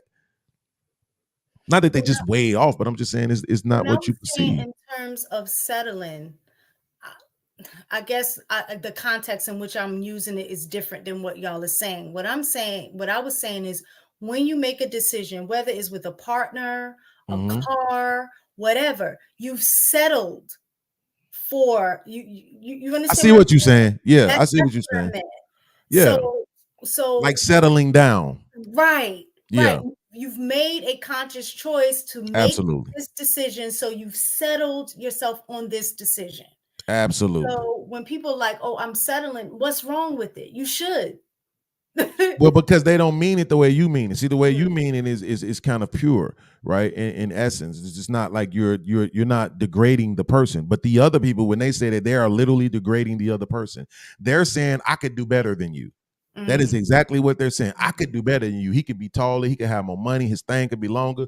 But you know what? I chose you. So be happy. Pay me because I'm here. Like that's how it comes off a lot. There's no real. That's why I said a lot of times when we had a debate about the 50-50 thing, and women say, yo, no matter how many times we get on these podcasts and we say we want these 6-figure guys, we want these millionaire guys, we want these 6 feet guys, most of us we're not choosing that. We choosing you regular guys all the time and trying to build relationships with you. And that's when I'd be like, no, because you actually think that you're settling in those situations. And so you end up mistreating the guy because he's not this and not that and these other things that you thought you could have or you still believe you could have. And so you end up mistreating the guy, right? This is why you see most relationships ended by the woman, because most of the time they think they're settling anyway. They think they're prettier than they are. Go ahead, on this. No, go ahead. I'm going to change the topic a little bit. I'll go. No, yeah, I'm landing. That's good enough. I don't want to drag it on. I appreciate you. I love women though, by the way. The Puerto Rican woman is hard. Ninaz, if you have something, you have your finger up, Ninaz. Huh? Did you have your finger up? Yeah. Okay, I'm gonna let you speak, and then we're gonna do super chats, and then I'm gonna super sleep. All right. So I just wanted to address something that was in the chat. Somebody wrote, I wouldn't want a man to choose me just because I was pretty. That's not true love.